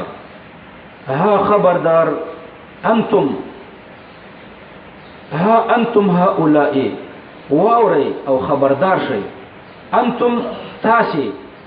هؤلاء او کسانو جادلتم چې جګړه کوله له طرف د دوینم جادلتم چې جګړه کوله عنهم له طرف د طعما بشیر او د اتباعنا فی الحیات الدنیا په ژوند دنیوي کې ها انتم هؤلاء جادلتم په دې کې هم درته مخکې ترکیبونه ذکر کړي فمن یجادل الله نو پسوک دې یجادلو چې جګړه وکي پسوک دې چې جګړه وکي الله د الله پاک سره عنهم لطرف د دغونه یوم القیامت د قیامت پر ورځ امن یکون علیهم وکیلا بلکې آیا څوک دې چې وي به علیهم په دوی باندې وکیلا یعنی حافظا وحامیا د الله د عذاب نه به څوک حافظ او حامی شي ومن يعمل سوءا او څوک چې متعدی ګناه وکي او یظلم نفسه یا لازمی ګناه وکي نو متعدی ګناه ته سوءا ویل شي وجدا د چې دا داسې یو ګناه ده یسوء به غیره چې بل څوک ور باندې خفقيږي لکه طعمه چې دا يهودي خفقولو یا دا صحابي خفقولو او یظلم نفسه یا لازمی ګناه وکي ثم يستغفر الله بيد الله نه بخنه غوړي نو یجد الله غفور الرحیم دې به عمومي الله پاک غفور الرحیم بخون کې او مهربانا غفورا لذنوبه او رحیما ومن یکسب اسما یعنی ومن یعمل اسما